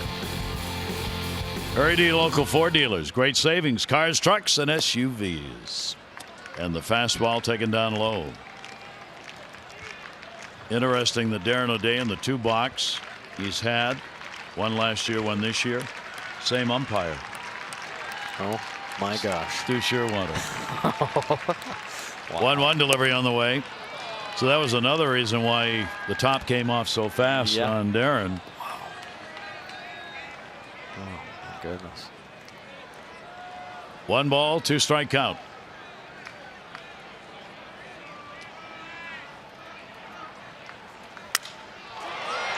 And another stop. Gordon's throw. Wow. WOW is about all you can say for this Seattle infield tonight. They have been all over the place, that's for sure. Jonathan Scope looks like it's going to be a knockback up the middle. Running in on the hands, and D. Gordon out there at second base. He's made a couple web gems. Nice play right there. Get the second out on the run. So now there are 2 down. 2 away. Orioles down by 2. Bottom of the 9th inning. Game 1 of this 4-game set. Tim Beckham on his return to the Orioles. Fights that one away. He has gone 0 for 3 in the ball game tonight. Hernandez looking to be the winner. If the Orioles can't come back, Felix Hernandez would be 7-6. Castro would take the loss in the ball game. A couple of runs in a third of an inning when he came on for the starter Andrew Kashner. Oh, 1 pitch is going to bounce off the glove and back. Diaz against the Orioles, 1 for 1 in saves. He's only appeared against them in 6 games now. 5 innings worked. 12 strikeouts. 1 ball, 1 strike count. Some motion on that one. 1-2. Yeah, he's got a pretty good slider. You just don't pick it up because you're thinking about 98, 99 mile an hour fastball. Chase Peterson you saw on deck hoping for an at-bat. If he gets one, it'll mean the Orioles will have the potential tying run at the plate here in the bottom of the 9th inning. 1-2 delivery on the way, but it's not going to happen. So Diaz comes on. He will pick up the save, and Seattle will pick up the win. A tough one as the Orioles battle back to get it tied, but could not go beyond it as the Mariners come away with a 5-3 win here in Game 1. And the great discussion after the game, a good deal of it will be about that balk and what happened. Hope you'll join us again tomorrow. Game 2 of this series. Kevin Gosselin on the mound against James Paxton. Our coverage on Masson begins at 6:30 with those extra, presented by Southwest. Our game coverage will be at 7. This has been a Masson presentation. Tom and Rick, they are coming up next. We wish you a very Merry Christmas and a good rest of your night. We just wanted to get that in early. For Mike Bordick and all of our crew, I'm Gary Thorne. Thanks, everybody. Adieu.